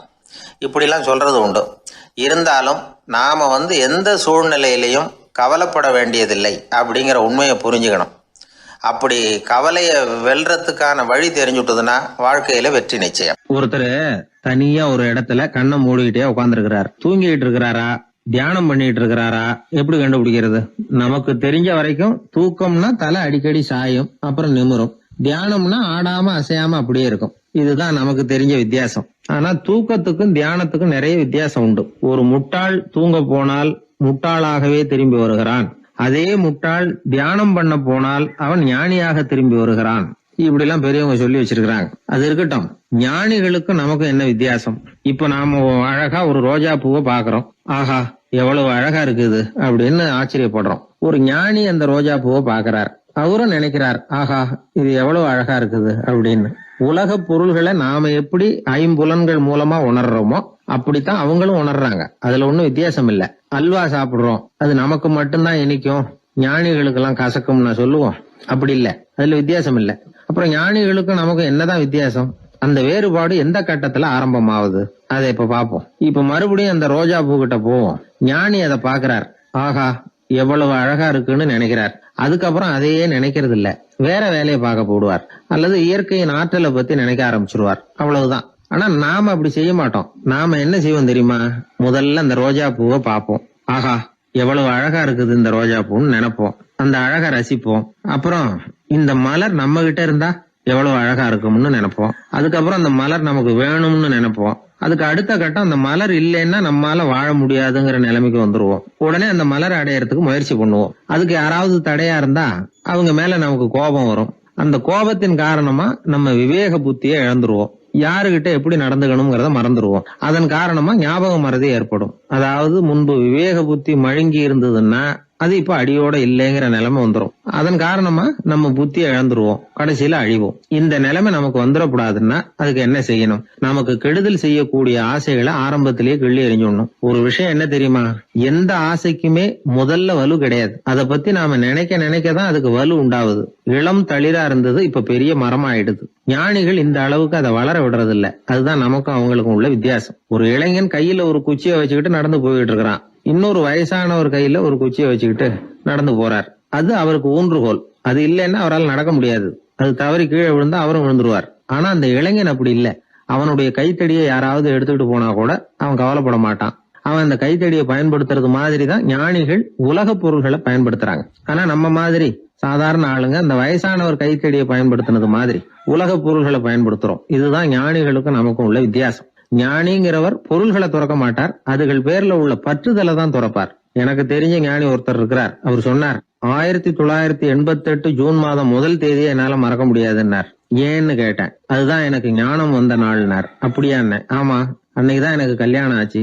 என் மனைவி பேரு ஞானம் அப்படின்னார். அதனால ஞானம் ஒவ்வொருத்தருக்கும் ஒவ்வொரு மாதிரி வரும். அதனால நாம ஞானிகளுடைய வாழ்க்கையை பார்த்து அவர்களை நெருங்க முடியுமான்னு பார்க்கணும். அந்த முயற்சி நமக்கு தேவை.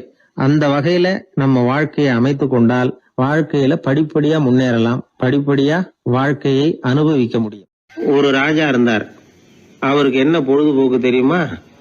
தன்னை சுத்தி இருக்கிறவங்க கிட்ட ஏடா கூடமா ஏதாவது கேள்வி கேட்க வேண்டியது, அவங்க பதில் சொல்ல தெரியாம முழிக்கிறாங்கல்ல, அதை பார்த்து ரசிக்க வேண்டியது. இப்படி ஒரு சுபாவம் அவருக்கு. ஒரு நாள் அவருடைய மந்திரி ஒருத்தர் அவர்கிட்ட மாட்டினார். அவரை கிட்டத்துல கூப்பிட்டு, அமைச்சரே எனக்கு ஒரு சந்தேகம்னார். என்னன்னார் அமைச்சர். கடவுள் இருக்கிறாரா அப்படின்னு ஒரு கேள்வி கேட்டாராம். ஆமா இருக்கிறார் அப்படின்னாராம் அவரு. அவர் என்ன சர்வ வல்லமை படைச்சவரா அப்படின்னாராம். ஆமா அரசே, அவன் இல்லாம ஒரு அணுவும் அசையாது. இருந்த இடத்துல இருந்தே கண் சிமிட்டுகிற நேரத்துல ஏராளமான அற்புதங்களை நிகழ்த்த அவனன்றி யாரால் முடியும் அப்படின்னாராம் அமைச்சர். இந்த இடத்துலதான் எனக்கு இன்னொரு சந்தேகம்னாரா ராஜா. என்ன சொல்லுங்கன்னார். நீங்க சொல்றீங்க அவரு சர்வ வல்லமை படைச்சவர், இருந்த இடத்துல இருந்தே ஏராளமான அற்புதங்களை செய்யக்கூடியவர்னு. அப்படி இருக்கிறப்போ அவர் இருந்த இடத்துல இருந்தே ஒருத்தனுடைய கஷ்டத்தை தீர்த்து வச்சுள்ளாமே, மேஜிக் பண்றது மாதிரி. அதை விட்டுட்டு பக்தன் கூப்பிட்டா உடனே ஒரு வாகனத்து மேல ஏறி ஏன் இங்க ஓடி வரணும்? அப்படி வர்றதாக புராணம்லாம் சொல்லுதே. அவருக்கு இருக்கிற சக்திக்கு அவர் உட்கார்ந்த இடத்துல இருந்தே ஒரு விரலை அசைச்சா இங்க பக்தனுக்கு கிடைக்க வேண்டியதெல்லாம் கிடைச்சுடாதா அப்படின்னாராம். அமைச்சர் யோசனை பண்ணி பார்த்திருக்கார். அப்புறம் சொன்னாராம், மன்னா இந்த கேள்விக்கான பதில சமயம் வர்றப்போ உங்களுக்கு சொல்றேன் அப்படின்னு சொல்லிவிட்டு அப்போதைக்கு அவர்கிட்ட இருந்து தப்பிச்சார். கொஞ்ச காலம் கழிச்சு ஒரு நாள் ராஜா உல்லாச பயணம் புறப்பட்டார்.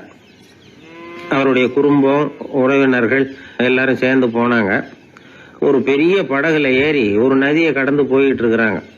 அந்த படகோட ஒரு முனையில ராஜா உட்கார்ந்து நதியோட அழகை ரசிச்சுக்கிட்டு இருக்கிறார். இன்னொரு முனையில அமைச்சர் இளவரசனுக்கு ஏதோ வேடிக்கை காட்டிக்கிட்டு இருக்கிறார். அந்த படகு நடு ஆத்துல போயிட்டு இருக்குது. அப்போ தொப்புன்னு ஒரு பெரிய சத்தம். அரசே, நம்ம இளவரசர் ஆத்துல விழுந்துட்டார் அப்படின்னு அலறினார் அமைச்சர். அவ்வளவுதான். உடனே ராஜா குபீர்னு ஆத்துல பாஞ்சார். மகனை தேட ஆரம்பிச்சுட்டார். அங்கேயும் இங்கேயும் கொஞ்ச நேரம் அல்லாடினாரு. மகனை காணல. அதுக்கப்புறம் மந்திரியும் ஆத்துல குதிச்சு ராஜா கிட்ட வந்தார். அரசே, இளவரசர் படகுல பத்திரமா தான் இருக்கிறார். தண்ணியில விழுந்தது வெறும் கல்லு தான் அப்படின்னார். 2 பேரும் ஈர உடையோட படகுக்கு சேர்ந்தாங்க. ராஜா மந்திரிய கோபமா பார்த்தார். இது என்ன விளையாட்டுன்னார். அரசே, கொஞ்ச நாளைக்கு முன்னாடி நீங்க கேள்விக்கு பதில் ஒண்ணு கேட்டீங்க. அந்த கேள்விக்கான பதில நீங்க அனுபவ ரீதியா உணரணும்னு ஆசைப்பட்டேன். அதனாலதான் இப்படின்னார். அப்புறம் விளக்கம் கொடுத்தார். அரசே, ஒரு பக்தனுக்கு கஷ்டம்னா இருந்த இடத்துல இருந்து அதை தீர்த்து வைக்கலாமே கடவுள், ஏன் நேர்ல ஓடி வரணும் அப்படின்னு கேட்டீங்க. இப்ப நடந்தது என்ன? இளவரசர் தண்ணியில விழுந்துட்டாருன்னதும் நீங்க ஊன்னு சொல்லி ஒரு விரலை காட்டினா போதும், உடனே தண்ணியில குதிக்கிறதுக்கு ஏராளமான காவலர்கள் இங்க இருக்கிறாங்க. ஆனா நீங்க என்ன செஞ்சீங்க? இளவரசர் விழுந்துட்டாருன்னதும் அவர் எந்த பக்கம் எந்த திசையில விழுந்தாருன்னு கூட கேட்காம உடனே தண்ணியில குதிச்சிங்க. அப்படி உங்களை குதிக்க வச்சது எது? மகன் மேல உள்ள பாசம், அன்பு. அது மாதிரிதான் கடவுளும் ஓடி வர்றார் அப்படின்னார். அதுக்கப்புறம் அந்த ராஜா ஏட கூடமா எதுவும் கேள்வி கேட்கறதே இல்லையா, அந்த பழக்கத்தை விட்டுட்டாராம். அதனால இந்த தகவலை கேட்டு உடனே நீங்களும் கடவுளே கொஞ்சம் இப்படி வந்துட்டு போ அப்படின்னு கூப்பிட்டு அவர் வர்றாரா அப்படின்னு ஆகாயத்தை பார்த்துக்கிட்டு நிக்க கூடாது. இந்த கதையோட கருத்து என்னன்னா, அன்பிற்கும் உண்டோ அடைக்கும் தாழ் அப்படிங்கிறது தான். அன்பு வலிமையானது அப்படிங்கறத புரிஞ்சுக்கிட்டா போதும். உங்களுக்கு ஒரு கல்யாண பத்திரிகை வருது, அதுக்கு நீங்க வாழ்த்து செய்தி அனுப்புறதுக்கும் நேர்ல போறதுக்கும் வித்தியாசம் இருக்குது இல்ல. அன்னைக்கு ஒருத்தன் அப்படிதான் வந்தான், கையில ஒரு கல்யாண பத்திரிகை வச்சிருந்தான். சார், இந்த கல்யாணம் கல்கத்தாவில் நடக்குது, ரொம்ப தூரம் தான், இருந்தாலும் நான் நேர்ல போய் கலந்துக்க போறேன்னா. மாப்பிள்ளை அவ்வளவு நெருக்கமானவரான்னு. இல்ல சார், மாப்பிள்ளையே நான் தான் அப்படிங்கிறான். சில பேர் எப்படின்னா, அவங்க பேசுற வார்த்தை ஒரு மாதிரியா இருக்கும், அதுக்கு அர்த்தம் வேற மாதிரியா இருக்கும். அதனால நாம அவசரப்பட்டு ஒரு முடிவுக்கு வந்துடக்கூடாது, யோசிச்சு பார்க்கணும். இல்லைன்னா விவரம் தெரிஞ்சவங்களை கேட்டு அதுக்கு அர்த்தம் என்னன்னு கண்டுபிடிக்கணும். ஒரு ஊர்ல ஒரு பெரியவர் இருந்தார். அவருக்கு 3 பிள்ளைங்க. கடைசி காலத்துல அவர் அந்த 3 பிள்ளைங்களையும் கிட்டத்துல கூப்பிட்டு 3 அறிவுரைகளை சொல்லிவிட்டு கண்ணை மூடிட்டார். அவர் சொன்ன அறிவுரைகள் என்ன தெரியுமா? பெத்த தாய்க்கு சோறு போடாதே, இது ஒரு அறிவுரை. கொடுத்த கடனை கேட்காதே, இது ஒரு அறிவுரை. விதைச்ச நிலத்துக்கு வேலி போடாதே, இது ஒரு அறிவுரை. என்ன இது எல்லாம் ஒரு மாதிரியா இருக்குது, இதெல்லாம் பார்த்தா அறிவுரை மாதிரியா தெரியுது, என்னப்பா இப்படி சொல்றிய அப்படின்னு கேட்கலாம்னா அவர் அதுக்குள்ள கண்ணை மூடிட்டார். சரி, அப்பா சொல்லிவிட்டு போன அறிவுரைக்கு அர்த்தம் என்ன, அதை எப்படியாவது கண்டுபிடிப்போம் அப்படின்னு சொல்லி அந்த 3 பிள்ளைங்களும் ஆளுக்கு ஒரு அறிவுரையை எடுத்துக்கிட்டு வெளியில புறப்பட்டாங்களாம், விவரம் தெரிஞ்சவங்களை கேட்கலாம்னு. ஒரு பெரியவர் வந்தார், அவரை பார்த்து விளக்கம் கேட்டாங்க. ஐயா, கொஞ்சம் நெல்லுங்க, எங்க அப்பா சாகர சமயத்துல பெத்த தாய்க்கு சோறு போடாதேன்னு சொல்லிவிட்டு போனார், அப்படின்னா என்ன அர்த்தம் அப்படின்னு கேட்டாங்க. அந்த பெரியவர் கொஞ்சம் யோசனை பண்ணி பார்த்துட்டு அப்புறம் விளக்கம் சொன்னார். பெத்த தாய்க்கு சோறு போடாதேன்னா பொதுவா வயசானவங்களுக்கு அடிக்கடி கோபம் வரும். மருமகளோ மற்றவங்களோ சோறு போட்டா சீரா போட்டா ஐயோ குறைச்சி போடுறாளே, தாராளமா போடுறதுக்கு மனசு வரலையேம்பாங்க. தாராளமா போட்டா ஐயோ இப்படி மாட்டுக்கு கொட்டுறது மாதிரி கொட்டுறாளேம்பாங்க. ஆக எப்படி போட்டாலும் கோபம் வரும். அதனால இவங்களுக்கெல்லாம் நாம சோறு போடக்கூடாது, அவங்களா எடுத்து போட்டுக்கிற மாதிரி அவங்களுக்கு முன்னாடி வச்சுடணும். அதுதான் புத்திசாலித்தனம். அததான் உங்க அப்பா பெத்த தாய்க்கு சோறு போடாதேன்னு சொல்லியிருக்கிறார். போடாதேன்னா அவங்களா எடுத்துக்கிற அளவுக்கு அவங்க முன்னாடி சோத்தை வச்சிருங்க, அவங்க வேணுங்கிறத எடுத்துக்கிட்டோம்னு அர்த்தம் அப்படின்னு விளக்கம் கொடுத்தாரு அந்த பெரியவர். சரிங்க, அடுத்தபடியா எங்க அப்பா கொடுத்த கடனே கேட்காதேன்னு சொன்னாரு, அது எப்படிங்க நாங்க கேட்காம இருக்க முடியுமா அப்படின்னு கேட்டிருக்காங்க.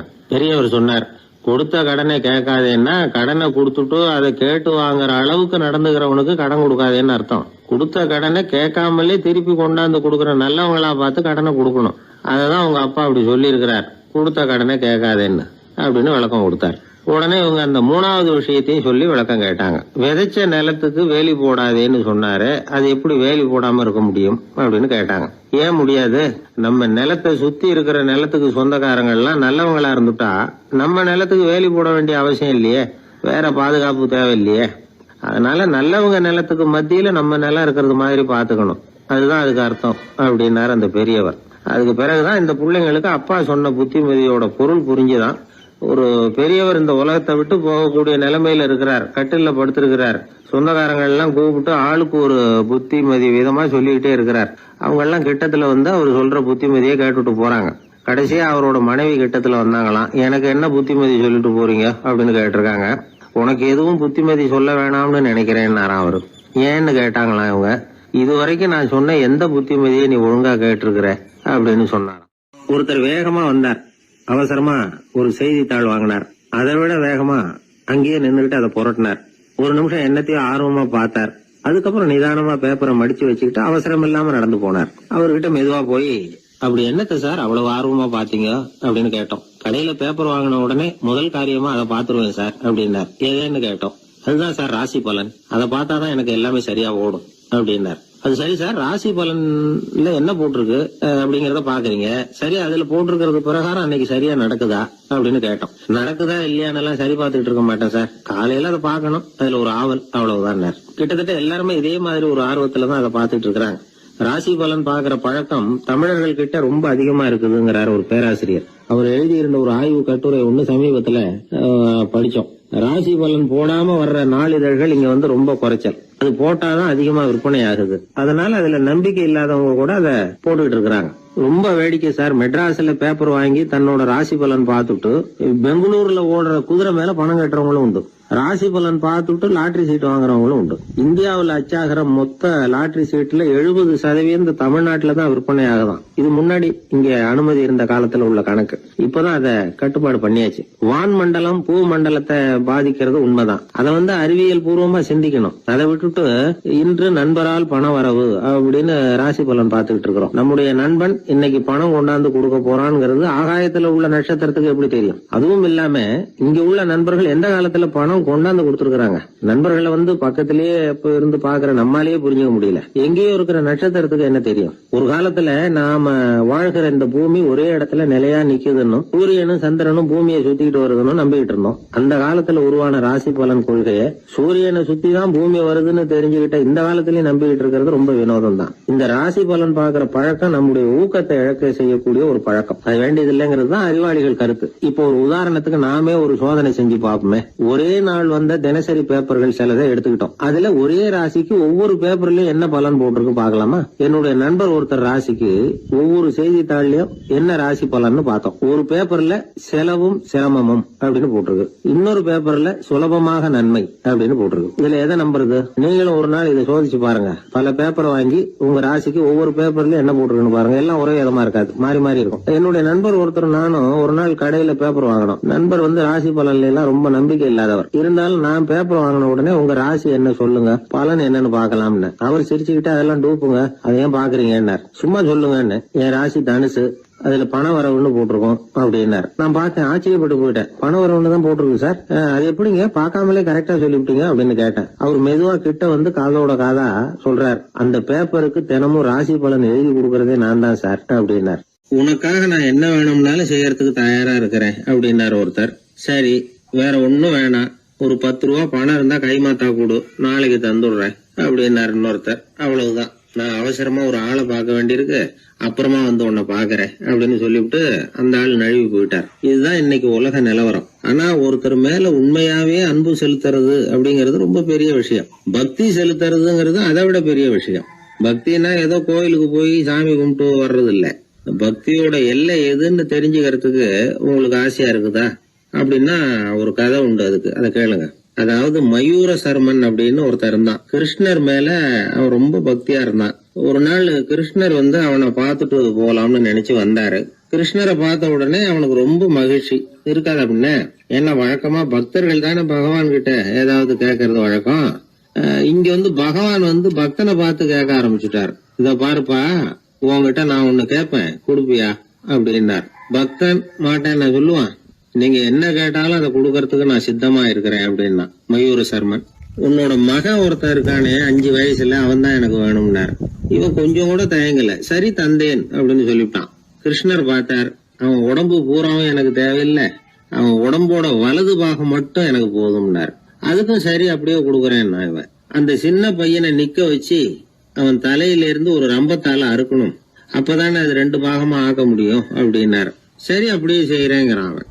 அந்த ரம்பத்தை நீ ஒரு பக்கம் பிடிச்சுக்கணும், உன்னோட மனைவி ஒரு பக்கம் பிடிச்சுக்கணும், நீங்க 2 பேரும் அப்படி பிடிச்சுக்கிட்டு அதை அறுத்து அவனை 2 துண்டாக்கணும் அப்படிங்கிறார். அதுக்கும் சரிங்கிறான். அப்படி செய்யறப்போ நீயும் அழப்படாது, உன்னுடைய மனைவியும் அழப்படாது அப்படின்னு அடுத்த கண்டிஷன். அதுக்கும் சரிங்கிறான். அடுத்த அப்படி ஒரு கண்டிஷன் போடுறார், அதாவது உன்னுடைய மகனும் அழப்படாது அப்படிங்கிறார். அதுக்கும் சரின்னு ஒத்துக்கிட்டான். இவ்வளவு நிபந்தனைகள் பேர்ல தான் உன் மகனோட வலது பாகத்தை நான் ஏத்துக்குவேன், இல்லைன்னா ஏத்துக்க மாட்டேன் அப்படின்னு சொல்லிவிட்டார் அவர். உங்களோட அத்தனை நிபந்தனைகளுக்கும் கட்டுப்பட்டு நாங்க நடக்கிறோம் அப்படின்னு சொல்லிவிட்டான் மயூர சர்மன். உடனே மகனை கூப்பிட்டான்.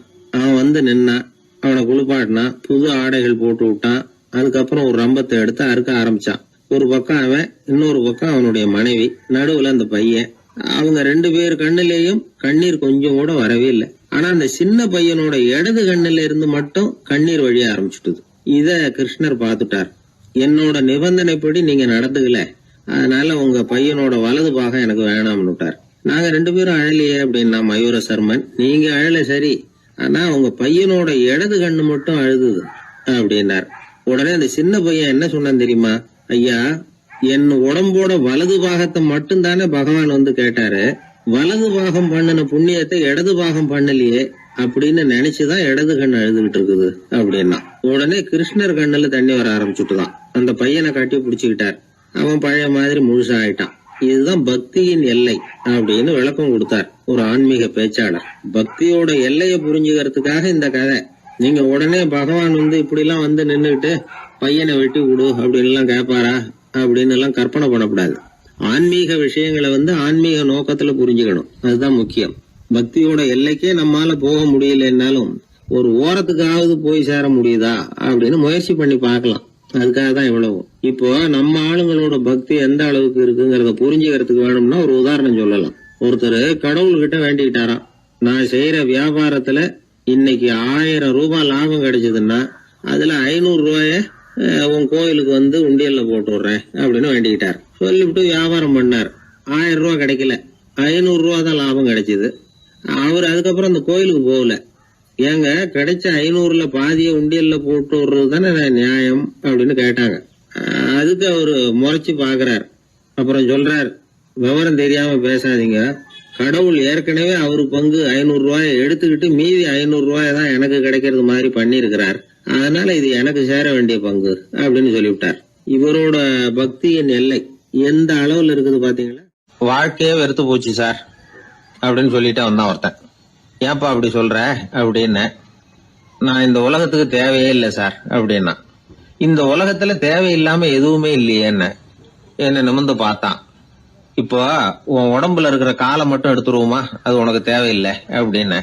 அது எப்படி, நடக்கிறதுக்கு அது வேணாமான்னா. சரி அதை விட்டுரு, கையை மட்டும் எடுத்துருவோம் அப்படின்னு. அப்புறம் சாப்பிடுறது எப்படின்னா.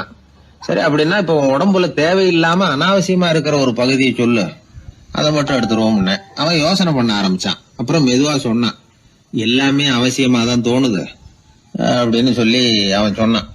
நீ சொன்னதுக்கு அப்புறம் யோசனை பண்ணி பார்த்தா எல்லாமே அவசியம்னு எனக்கு தோணுதுன்னா. உனக்கு எல்லாமும் அவசியம், ஆனா நீ இந்த உலகத்துக்கு அவசியம் இல்லை அப்படித்தானே? இப்பதான் அவன் குழம்ப ஆரம்பிச்சான். இன்னைக்கு பாருங்க, நிறைய இளைஞர்கள் இப்படிதான் தன்கிட்ட என்ன இருக்குங்கிறது தெரியாமலே தடுமாறிட்டு இருக்கிறாங்க. அவங்க யாருங்கிறது அவங்களுக்கு அடையாளம் தெரியறது இல்ல. விலங்குகள்லாம் பாருங்க, பறவைகள் மாதிரி விண்ணுல பறக்கணும் அப்படின்னு ஆசைப்படுறது இல்ல. ஒரு பசுமாடு பருந்து பறக்கிறத பார்த்துட்டு நாமளும் அது மாதிரி பறக்கணும் அப்படின்னு 4 காலையும் தூக்குறது இல்ல. சரி, ஆனா ஒரு மனுஷன் என்ன நினைக்கிறான்னா, அவங்கிட்ட என்ன திறமை இருக்கு அப்படிங்கறது அவனுக்கு புரியாம நடந்துக்கிறான்.